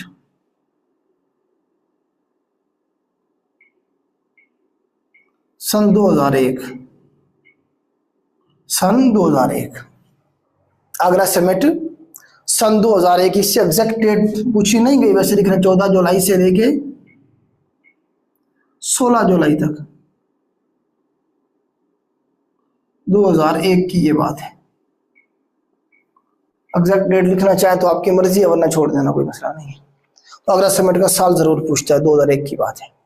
14 जुलाई से लेके 16 जुलाई तक मुशर्रफ साहब आगरा तशरीफ ले गए इंडिया, और वहां जाके अटल बिहारी वाजपेयी साहब प्राइम मिनिस्टर थे, उनसे मिले, और वहां जो है ना जी मुलाकात हुई, बातचीत हुई, और बहुत सारे मामला जो थे उन्हें तय करने की कोशिश की। स्पेशली कश्मीर का जो इशू था उसे डिस्कस किया गया, और वहां इसने क्या किया? अपने 4 पॉइंट्स दिए, किसके ऊपर? कश्मीर के सोल्यूशन पे। कश्मीर का जो सोल्यूशन था वो मुशर्रफ ने दिया किस शक्ल में? 4 पॉइंट्स के शक्ल में। 4 पॉइंट्स क्या थे? इन्होंने कहा कि जी हमें सबसे पहले तो पीपल टू पीपल कंटेक्ट जो है कश्मीरियों का वो ओपन करना चाहिए। श्रीनगर से लोग मुजफ्फराबाद जा सके, इसलिए इन्होंने कहा कि हमें बस सर्विस चलानी चाहिए, कि जो इंडियन कश्मीर है और पाकिस्तानी कश्मीर है, इन लोगों का जो आपस का जो बॉर्डर है उसे खोल दिया जाए, ये आपस में तिजारत कर सके, आ सके, जा सके, इनका आपस में रब्ता बढ़ाया जाए। नंबर 1। नंबर 2, वहां की जो लोग हैं उन्हें अपनी जो गवर्नेंस है, अपनी जो गवर्नमेंट है उसमें आज़ाद कर दे, अपनी मर्जी से जो चाहे जिसे चाहे गवर्नमेंट बनाए। उसमें जो है ना पाकिस्तान भी अपने वाली साइड पे इन्फ्लुएंस ना करे, इंडिया भी इन्फ्लुएंस ना करे, आज़ाद कर दिया जाए इन्हें। आज़ाद का मतलब ये है कि मतलब मुकम्मल आज़ादी नहीं, बल्कि उन्हें गवर्नमेंट करने में उन्हें आज़ाद कर दिया जाए, गवर्नमेंट को गवर्न करने में, गवर्नमेंट चलाने में इन्हें आज़ादी दे दी जाए। ठीक है। तीसरा उसने इन्हें कहा था कि जो है ना जी एक तो ये था कि जी बस सर्विस बहाल कर दी जाए। बस सर्विस चलाई गई थी 2005, मतलब श्रीनगर से आप देखेंगे मुजफ्फराबाद तक बस सर्विस चलाई गई 2005 में, फिर इस पर इम्प्लीमेंट हुआ था। इसी 4 पॉइंट्स में दिया था इसने। दूसरा इसने क्या कहा कि जी उन लोगों को अपनी जो हुकूमत है अपनी अपनी मर्जी की बना के उन्हें एक मौका दिया जाए कि अपने अपने इलाकों को गवर्न करें वो। तीसरा इसने कहा कि डीमिलिटराइजेशन करें, मतलब आर्मी जो है वो आहिस्ता आहिस्ता हम कम करना शुरू करें वहां से, अपनी इंडिया भी अपनी आर्मी निकालना शुरू करे, पाकिस्तान भी अपनी आर्मी निकालना शुरू करे। ठीक है। इस तरह से फिर उन्होंने कहा था कि एंड पे जाके हम क्या करेंगे जी, यहाँ पे इलेक्शन करवा लेंगे, लोगों से पूछ लेंगे और फिर देखेंगे कि जी अगर ये हमसे आज़ाद होना चाहते हैं या जिसकी तरफ जाना चाहते हैं उनसे हम फिर बाद में पूछ लेंगे कश्मीरियों से।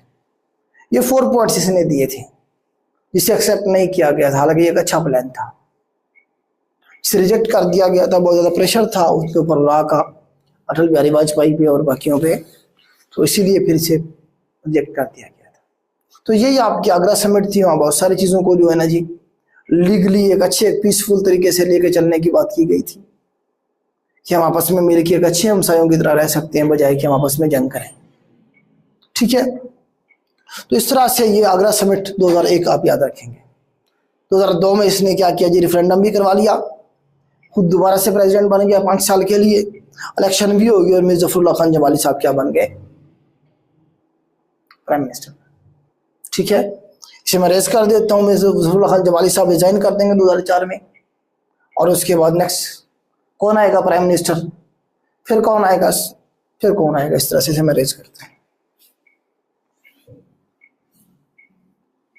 बट अब थोड़ा सा ये चीज़ें यहाँ पे ना मैंने आपको बताया था कि छोटे छोटे इवेंट हैं, मिक्स इतने सारे हो रहे हैं कि इन्हें कोशिश करें इसी तरह से याद करने में। ताड़ तो चला गया था, इसकी तो जान छूट गई थी हमसे। जिस जमाली साहब ने, जमाली साहब जो थे इन्होंने रिजाइन कर दिया 2004 में, कोई रीजन नहीं बताई इन्होंने, रिजाइन करके घर चले गए, ठीक है। और उसके बाद आप देखें नेक्स्ट जो बनेंगे थोड़े से अरसे के लिए अबूरी प्राइम मिनिस्टर, वो चौधरी शुजात हुसैन साहब। चौधरी शुजात हुसैन साहब जो थे, जो अभी जिंदा हैं, मुस्लिम लीग काफ से जिनका ताल्लुक है, मुशर्रफ के साथ थे ना सारे। चौधरी शुजात हुसैन साहब जो थे ये प्राइम मिनिस्टर बने थोड़े से अरसे के लिए, 3-4 महीनों के लिए बनाया गया था इसे। फिर इसकी जगह पे नेक्स्ट जो आया शौकत अजीज साहब, पहला मुशर्रफ के दौर में, दूसरा मुशर्रफ के दौर में, तीसरा मुशर्रफ के दौर में शौकत अजीज।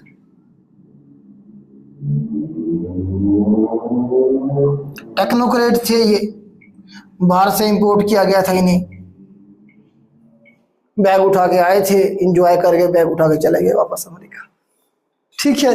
शौकत अजीज साहब को जो है ना ये प्राइम मिनिस्टर बनाया गया, ये सन 2004 से लेके 2007 तक रहेंगे, फिर जब तक मुशर्रफ रहेगा ये भी रहेगा शौकत अजीज साहब।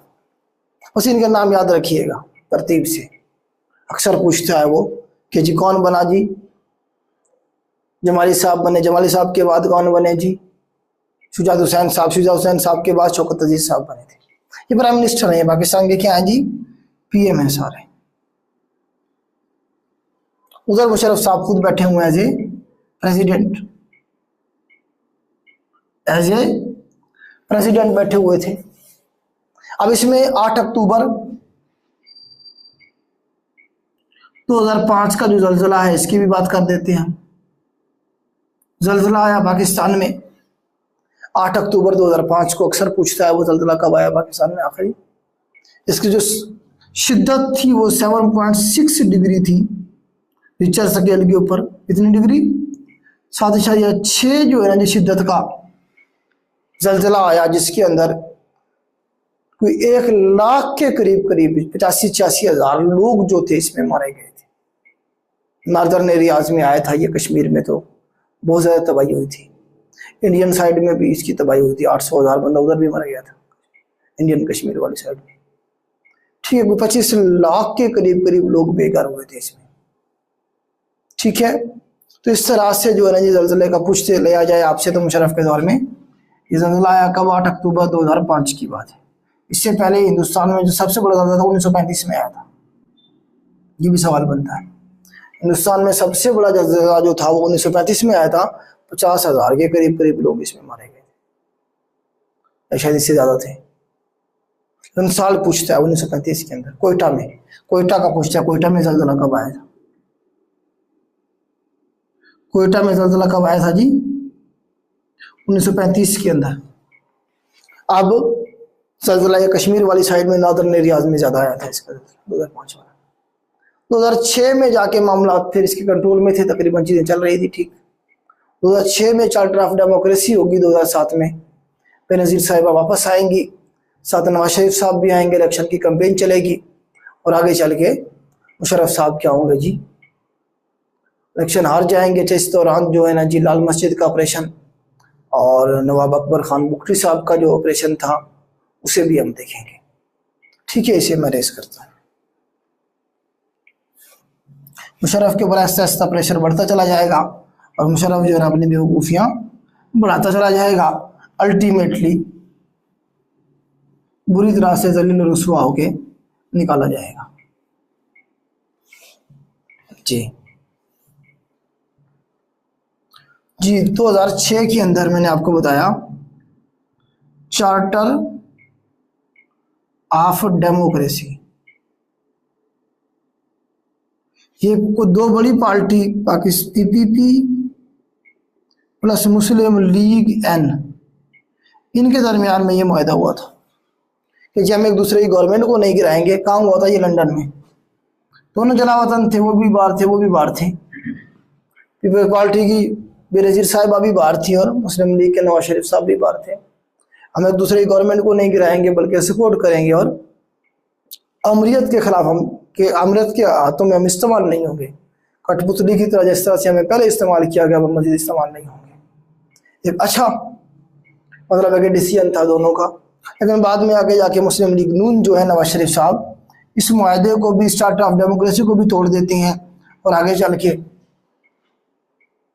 उन्हीं के कहने पे जो है ना काला कोट पहन के यूसुफ रजा गिलानी के खिलाफ अदालत में पहुंच जाती है। यूसुफ रजा गिलानी साहब के खिलाफ जो है उनकी गवर्नमेंट को गिराने की कोशिश करते हैं, बल्कि यूसुफ रजा गिलानी साहब को नाअहल करवाते हैं। ठीक है, वो एक आगे की कहानी है। तो चार्टर ऑफ डेमोक्रेसी के लिए हो गया। एनआरओ का पूछता है, वो यहाँ पे एनआरओ का पूछेगा।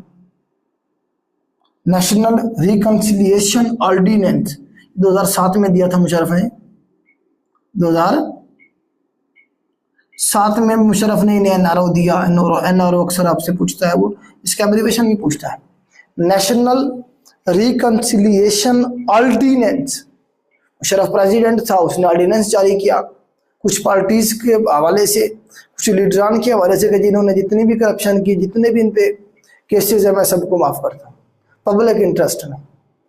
पब्लिक इंटरेस्ट में मैं क्या करता हूँ जी, इन्हें सारों को माफ करता हूँ। कोई इन्होंने कौन सा मुल्क का पैसा लूटा है, आपका पैसा थोड़ी था। ठीक है, मैं को माफ कर रहा हूँ, इन्हें कोई मसला नहीं। इस तरह से इन्होंने एनआरओ दिया स्पेशली इन दो बड़ी पार्टीज को, जी आपने जो करप्शन की, ठीक है जी, कोई मसला नहीं है। ठीक है, एमक्यूएम को भी इसमें मिला था। एनआरओ के बारे में पूछा जाएगा आपसे, चार्टर ऑफ डेमोक्रेसी के बारे में पूछा जाएगा। ठीक है, और इसी में आप देखेंगे लाल मस्जिद का ऑपरेशन और जो है ना जी अकबर बुगटी खान साहब के खिलाफ ऑपरेशन जो हुआ था। ये सर हम देख लेते हैं, ये 2-3 इवेंट हैं हमारे पास, इनके बारे में जो है ना जी अक्सर पूछ लिया जाएगा। तो इसमें आप देखेंगे अकबर बुगटी साहब जो है, इनकी जो मतलब है कि इन्हें जो मारा गया वो है जी हमारे पास 2006 का इंसिडेंट। एग्जैक्ट डेट लिखेंगे तो 26 अगस्त बनेगी डेट, 26 अगस्त 2006।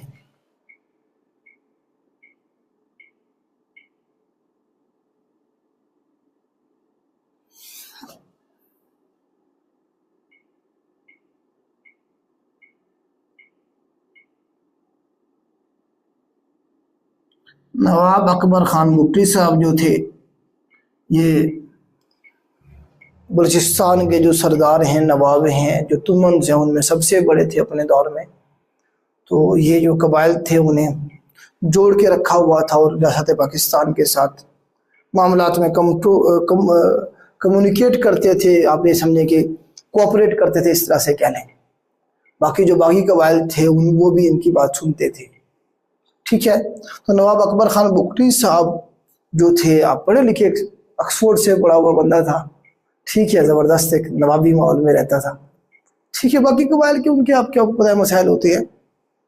तो हुआ ये कि एक कैप्टन के ऊपर मुबैना तौर पर इल्ज़ाम लगाया गया कि उसने किसी बलोच डॉक्टर थी या लड़की थी उसके साथ जो है जी रेप किया था। बुगटी साहब ने मुशर्रफ साहब से कहा कि जी हमारे हवाले करें उस कैप्टन को। तो उधर से जवाब यह आया कि जी आप गलत इल्ज़ाम लगा रहे हैं, ऐसा कुछ भी नहीं हुआ है। ठीक है, इस तरह से मामला ख़राब होते चले गए आहिस्ता आहिस्ता। कबाइल का जो उनका निज़ाम था, उन्होंने कहा नहीं जी हम तो उसे ये करेंगे, वो करेंगे, फलां करेंगे। ठीक है, हम अपने हिसाब से जो है ना जी क्या करेंगे, जो उसके ऊपर संसार या जो भी मामला थे उन्होंने कहा हम जी करेंगे। मुशर्रफ कहता नहीं जी कोई सबूत है तो लेके आओ अदालत में, वहाँ फैसला होगा। इस तरह का मतलब अभी देखेंगे मुशर्रफ साहब के पास इख्तियारात आ गए हुए थे, मुकम्मल तौर पर कंट्रोल था। तो बंदे के पास इख्तियारात आ जाते हैं ना, वो फिर फिरौन बन जाता है। तो वैसे भी जो है ना वो बंदे को बंदा नहीं समझता था। तो नवाब अकबर खान बुगटी साहब या जो बाकी कबाइल बलोच थे, उन्होंने रजिस्ट करना शुरू किया मुशर्रफ के खिलाफ। और बलूचिस्तान के अंदर मुख्तलिफ इलाकों के ऊपर जो है ना जी जो चेक पोस्ट थी उनके ऊपर हमले शुरू हो गए और आहिस्ता आहिस्ता मामला डिस्टर्ब होने लगे। ठीक है, कभी वो जो गैस पाइपलाइन जा रही थी उसमें धमाके से उसे उड़ा दिया जाता था। सुई के मकाम उससे आगे है, वहीं से गुजर के आ रही है पंजाब तक जो गैस पाइपलाइन है। ठीक है, मामला खराब होने छुए, आखिरकार ऑपरेशन का फैसला किया गया। तो 26 अगस्त 2006 को नवाब अकबर खान बुगटी साहब को जहाँ पे वो मौजूद थे वहीं कहा जाता है जहाज़ों से बमबारी की गई और वहीं मार दिया गया। ठीक है, तो इस वजह से भी कुछ जो बलूच थे, पहले तो एक बंदा कंट्रोल कर लेता था फारूक, वो सुनते थे बात, उसके बाद बलूच सारे के सारे क्या हो गए, आलना ग्रुप जो थे वो सारे अपने अपने मुंह सर पे। अब अगर हम कहेंगे कि एक बलूच जो है ना जी वो सारे बलूचिस्तान वाले उसकी बात सुने और वो जो बलूच है पाकिस्तान की बात सुने, वो बात नहीं है। पहले ये बात थी किसी हद तक। ठीक है, तो अब जो है ना जी फिर वो सारे बलूच अपने अपने सरदार हो गए। मुशर्रफ साहब कहते थे जी मैंने बलूचिस्तान का मसला हमेशा हमेशा के लिए हल कर दिया है, कि इन्होंने मामला खराब किया हुआ था सारा, ये लोगों को इस्तेमाल करते थे, ये जो है ना जो अपने मुतालबात ले आते थे, अब बलूचिस्तान में चिड़िया पर नहीं मारेंगे। मुशर्रफ साहब ने इस तरह के बयान निशान दिए और सख्ती के साथ जो है ना जी वो इनके साथ पेश आया, और उस वक्त मामला किसी हद तक ठंडे हो गए मामला, और थोड़े अरसे के लिए। उसके बाद फिर जो आग लगी बलूचिस्तान में, आज तक वो आग लगी हुई है। अब कोई कंट्रोल करने वाला नहीं है, वो किसी की बात सुनते नहीं है, और रियासत पाकिस्तान से उनका एतबार मुकम्मल तौर पर उठ चुका है। और अब वो आपको पता है पिछले दिनों जाफर एक्सप्रेस जो थी पूरी ट्रेन अगवा कर ली गई थी, BLA ने करी थी। मतलब वो जो नौजवान थे जो मतलब है कि रियासत पाकिस्तान के किसी हद तक वो फेवर में थे, वो भी BLA की तरफ चले गए। BLA तो बलूच लिबरेशन आर्मी जो है मिलिटेंट ऑर्गेनाइजेशन है जो पाकिस्तान पे हमले करती है, पाकिस्तान के फौजियों पे, पाकिस्तान के सिविलियन पे। BLA BRA ये दहशतगर्द तंजीमें हैं। ठीक है, वो जो नौजवान थे जिन्हें इधर से मार पड़ी वो भी उधर उनके करीब चले गए। ठीक है, BLA और BRA को सारा इंडिया रहा फंडिंग करता है सारी की सारी, क्योंकि बलूचिस्तान में अमन को देखना नहीं चाहता। तो इस तरह से जब भी कोई बलूचिस्तान में अटैक होगा, धमाका होगा, उसकी जिम्मेदारी याद रखिएगा। अगर पेपर में आ जाए और आपको नहीं पता किसने उसकी जिम्मेदारी कबूल की है, तो आपने BLA के ऊपर लगा देना है। BLA या फिर BRA, दोनों में से एक नाम होगा। आजकल मजीद ब्रिगेड उनकी जो है ना फेमस हुई पड़ी है, तो वो उन्होंने ये कार्रवाई सारी ये की थी, जाफर एक्सप्रेस वाली और बाकी भी। ठीक है, तो इस तरह से जो है ना जी बलूचिस्तान के जो मामला थे, इसके बाद से फिर ज्यादा खराब होना शुरू हो गए थे। उन्हें मतलब एक जवाब मिल गया। जवाब क्या इसमें जो है ना जी, रियासत के सामने तो कोई नहीं खड़ा हो सकता ना, रियासत के सामने रियासत एक और रियासत। ठीक है, ये एक्सेप्टेबल नहीं है। रियासत की जो रिट है वो हर हाल में इन्फोर्स होनी चाहिए। ठीक है, इस तरह तो और बंदा अपने फैसला खुद करना शुरू कर दे। तो ये मामला चले थे। अकबर खान बुगटी की ओर आ जाएंगे अब, लाल मस्जिद का ऑपरेशन।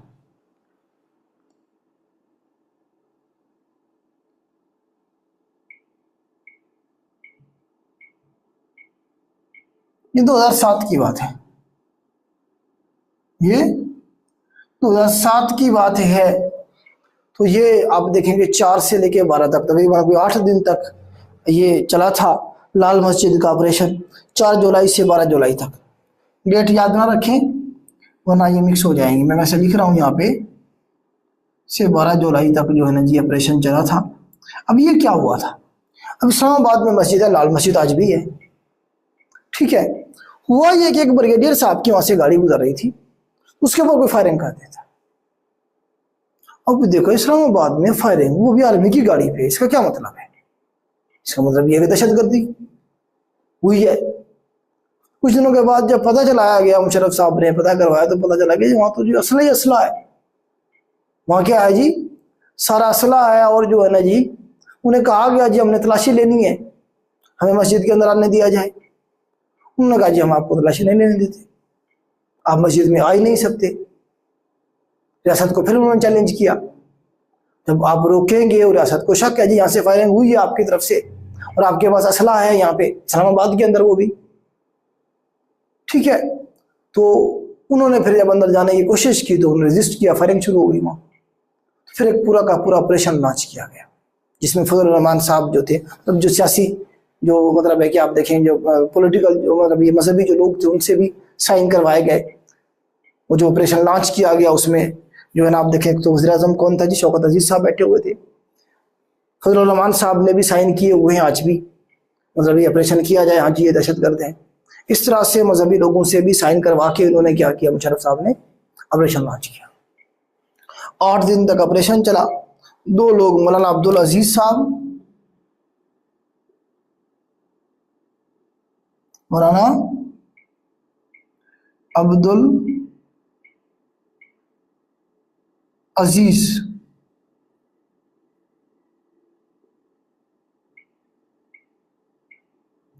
अजीज साहब और मौलाना अब्दुल रशीद साहब, दो भाई थे। अब्दुल रशीद और मौलाना अब्दुल अजीज साहब, इनके कंट्रोल में ये मस्जिद थी। तो अब्दुल रशीद साहब जो थे ऑपरेशन में मारे गए थे और अब्दुल अजीज साहब जो है आज भी जिंदा है और मस्जिद को चला रहे हैं। अब ये वो लोग हैं जो रियासत पाकिस्तान को मानते नहीं थे। आज भी मैं पिछले दिनों देख रहा था कि इनसे कोई मौलाना अब्दुल अजीज साहब से कोई बात माननी पूछी गई दहशतगर्दों के बारे में, जी आप इन फलानी तंजीम को दहशतगर्द कहें, उसका नहीं करता। मतलब है कि वो इस तरह के मतलब कट्टर किस्म के जो मजहबी लोग हैं उनके कंट्रोल में थी ये मस्जिद, और इस तरह से जो है ना आखिरकार यहाँ ऑपरेशन करके यहाँ भी सफाया कर दिया गया। तो इस वजह से मुशर्रफ साहब की अब जो पॉपुलैरिटी थी पाकिस्तान के अंदर वो उसका ग्राफ कम होना शुरू हुआ, क्योंकि मजहबी टच था लाल मस्जिद के साथ। मस्जिद में ऑपरेशन कर दिया मुशर्रफ साहब ने, हालांकि सारे जो बड़े बड़े मौलवी थे मुशर्रफ साहब के साथ थे, इन्होंने साइन किए हुए थे, आज भी मौजूद हैं वो डॉक्यूमेंट्स, ठीक है। और जो मजहबी जो नीचे जो बाकी अवाम थी उनके अंदर ये फैलाया गया कि मुशर्रफ साहब क्या ये काफिर है और ये जो है ना जी कादियानी है और ये फला है, ये फला है, ये फला है। इसने जो मस्जिद में जो है ना जी बूटों के साथ जो है ना ये घुस गए, उधर जो है ना औरतों को मारा फायरिंग करके। भाई तुम्हें कहा गया कि भाई खाली कर दो मस्जिद, औरतों और बच्चों को जो बाहर निकालो, जाने दो इन्हें, नहीं करते, उन्हें ढाल बना लिया गया, ठीक है। इस तरह से जो है ना जी ये सारा वहाँ पे पूरा 8 दिन तक जो है ना जी वहाँ पे वो फिर वो बिजली बंद की गई। गवर्नमेंट के पास तो सारे इख्तियारात होते हैं ना, बिजली बंद की गई, बाहर से खाना पीना उन्हें नहीं दिया गया, तब तो जाके उन्हें हथियार डाले, औरतों और बच्चों को ढाल बना के जो है इस्तेमाल करते रहे वो, ठीक है। तो ये मामला इस तरह से चले थे। तो ये जो है ना जी 2 इवेंट हुए, जब 2, 3, 4, और उसके बाद मामला ख़राब होना शुरू हो गए थे। मुशर्रफ साहब के हालात ख़राब होने शुरू हो गए। फिर बेनज़ीर साहिबा वापस आ गई, ठीक है, अक्टूबर में, और 27 दिसंबर को उन्हें शहीद कर दिया गया। 27 दिसंबर को उन्हें 27 दिसंबर 2007 को इलेक्शन होने थे आगे चल के, जनवरी में इलेक्शन को फिर आगे ले जाया गया, फरवरी में 18 फरवरी को इलेक्शन होंगे आगे चल के। 18 फेब 2008 को इलेक्शन होंगे। उस इलेक्शन के अंदर जो है ना ये पीपीपी जो है पाकिस्तान पीपल्स पार्टी जो है ये हुकूमत बनाएगी। मुशर्रफ साहब प्रेसिडेंट रहेंगे कुछ अरसे तक, क्योंकि मुशर्रफ साहब ने 2007, मुशर्रफ साहब की जो पहली टर्म थी ना 2002 से लेके 5 साल के लिए था ना, 2007 तक ये बन गया था क्या जी प्रेसिडेंट। अब 2007 में इसने फिर असेंबली से वोट लेके 7 और 5 12 2012 तक के लिए फिर दोबारा से प्रेसिडेंट बन गया था। लेकिन आगे चल के इनके ऊपर इनकी इम्पीचमेंट शुरू की जाएगी, मतलब इन्हें पीपल्स पार्टी और मुस्लिम लीग नून जो है ये दबाव देंगी कि रिजाइन कर दो वरना तुम्हारे खिलाफ हम इम्पीचमेंट कर रहे हैं, तुम्हें हम जो है ना जी सजा देंगे, तुमने जजों को, अगर जजों का वो भी होगा ना रिजाइन वो कर देंगे, ये घर भेज देंगे चीफ जस्टिस इफ्तिखार चौधरी को 2007 में, उसे भी माजूल कर देंगे। तो ये जो मामला थे फिर वो वकला की तहरीकें चलेंगी और इस तरह से जो है ना जिनकी पॉपुलैरिटी का ग्राफ नीचे चलता चला जाएगा। इलेक्शन होंगे 2008 के अंदर, इसमें इनकी जो पार्टी होगी मुस्लिम लीग क्यू वो 30-35 सीटें जीतती है और उस तरह से 38 सीटें जीतती है तकरीबन। और उसके बाद इनके पास कोई ऑप्शन नहीं होता, या तो ज़बरदस्ती चिमटे रहते सीट पे। कब तक? 2012 तक तो प्रेसिडेंट हो गए थे ना। प्रेसिडेंट को निकालने का जो रास्ता है वो इम्पीचमेंट है। इम्पीचमेंट हो सकती थी, पॉसिबिलिटी इसलिए थी क्योंकि सारी ओवरऑल जो गवर्नमेंट थी नीचे, असेंबली के अंदर अक्सरियत, सूबों में अक्सरियत, सेनेट में अक्सरियत किसकी हो चुकी हुई थी? पीपल्स पार्टी की और मुस्लिम लीग नून की हो गई थी, और ये दोनों एक साइड में खड़े थे। मुस्लिम लीग काफ की कोई हैसियत नहीं थी। इम्पीचमेंट हो सकती थी इसकी, इसलिए इसने डर से इसने कहा कि कौन इम्पीचमेंट में जाए तो मुझे सजा हो जाएगी, तो मैं रिजाइन करता हूँ। 18 अगस्त 2008 को ये रिजाइन करके मुल्क से बाहर चला जाएगा। 18 अगस्त 2008 को ये रिजाइन करके मुल्क से बाहर चला जाएगा। 2020 के अंदर इसे जो है ना क्या होगा जी, सजा भी सुनाई जाएगी, सजाए मौत सुनाई जाएगी इसे पहली दफा तारीख में। जस्टिस वकार अहमद सेठ का नाम सुना होगा आपने, एक ब्रेव जबरदस्त किस्म का जो है ना जी जज, इस्लामाबाद हाई कोर्ट का जज भी रहा। तो पेशावर हाई कोर्ट में इनके खिलाफ जो है ना जी केस जब चलाया गया गद्दारी का, मुल्क में इमरजेंसी लगाने का, 2007 में इसने इमरजेंसी भी लगाई थी मुल्क में, फिर सियासतदानों को उठा कर जेल में डाल दिया था। तो इसके खिलाफ जो केस था, फैसला आया था सजाए मौत का, वो जस्टिस वकार अहमद सेठ ने दिया था 2020 में, और फिर वो कोरोना से मर गया था। जस्टिस वकार अहमद सेठ, खुद की बात कर रहा हूँ, ठीक है। तो उसके बाद इनकी जो डेथ है मुशर्रफ साहब की, डेट ऑफ डेथ भी आप याद रखेंगे, मैं आपको लिखवा देता हूँ। इनकी जो डेट ऑफ डेथ है मुशर्रफ साहब की, वो है, जिनकी किताब का नाम भी पूछा जाएगा आपसे, in the line of fire. 5 फरवरी मुशर्रफ साहब की जो डेथ है 5 फरवरी 2023 को इनकी डेथ हुई है, और ये दुबई में मरे हैं और कराची में दफन है। 5 फरवरी 2023 को ये मर गए हैं। इनकी किताब का नाम है in the line of fire. 2 नारे थे इनके, एक तो ये in the line of fire, दूसरे का नारा था सबसे पहले पाकिस्तान। ये भी सवाल बना है पेपर में, सबसे पहले पाकिस्तान का नारा किसने दिया? मुशर्रफ साहब ने दिया। ऐसे मुक्के लहरा के आते थे और कहते थे मैं सारी जिंदगी रहूंगा क्या जी पाकिस्तान का वारिस, पाकिस्तान का जो है ना जी प्रेसिडेंट। और बेदखल किए गए ने बड़ा बेआबरू होके पाकिस्तान के कुछ ऐसे निकले ये, ठीक है। In the line of fire इनकी किताब का नाम है। 5 फरवरी 2023 में जलावतनी में, मतलब बाहर थे मुल्क से, तो वहीं पे ये मरे दुबई में, अस्पताल में एडमिट थे। आखिरी दिनों में इन्हें बीमारी भी लगी थी, अजीब सी बीमारी थी कोई। तो इस तरह से जो है इनका चैप्टर क्लोज हुआ। कल इंशाल्लाह हम देखेंगे रज़ारी साहब किस तरह से गवर्नमेंट बनाएंगे, किस इलेक्शन को भी देखेंगे, थोड़ी सी मूवमेंट दोबारा से देखेंगे मुशर्रफ वाली, ताकि थोड़ा सा एक रिदम बन जाए हमारा। फिर हम देखेंगे आगे चल के, कल कोशिश करेंगे क्लोज कर देंगे इसे, फिर हम नया सब्जेक्ट शुरू कर देंगे, ठीक है। जो बच्चे जाना चाहते हैं बेटा वो चले जाएं, जिन्होंने सवाल पूछने वो बैठे रहें।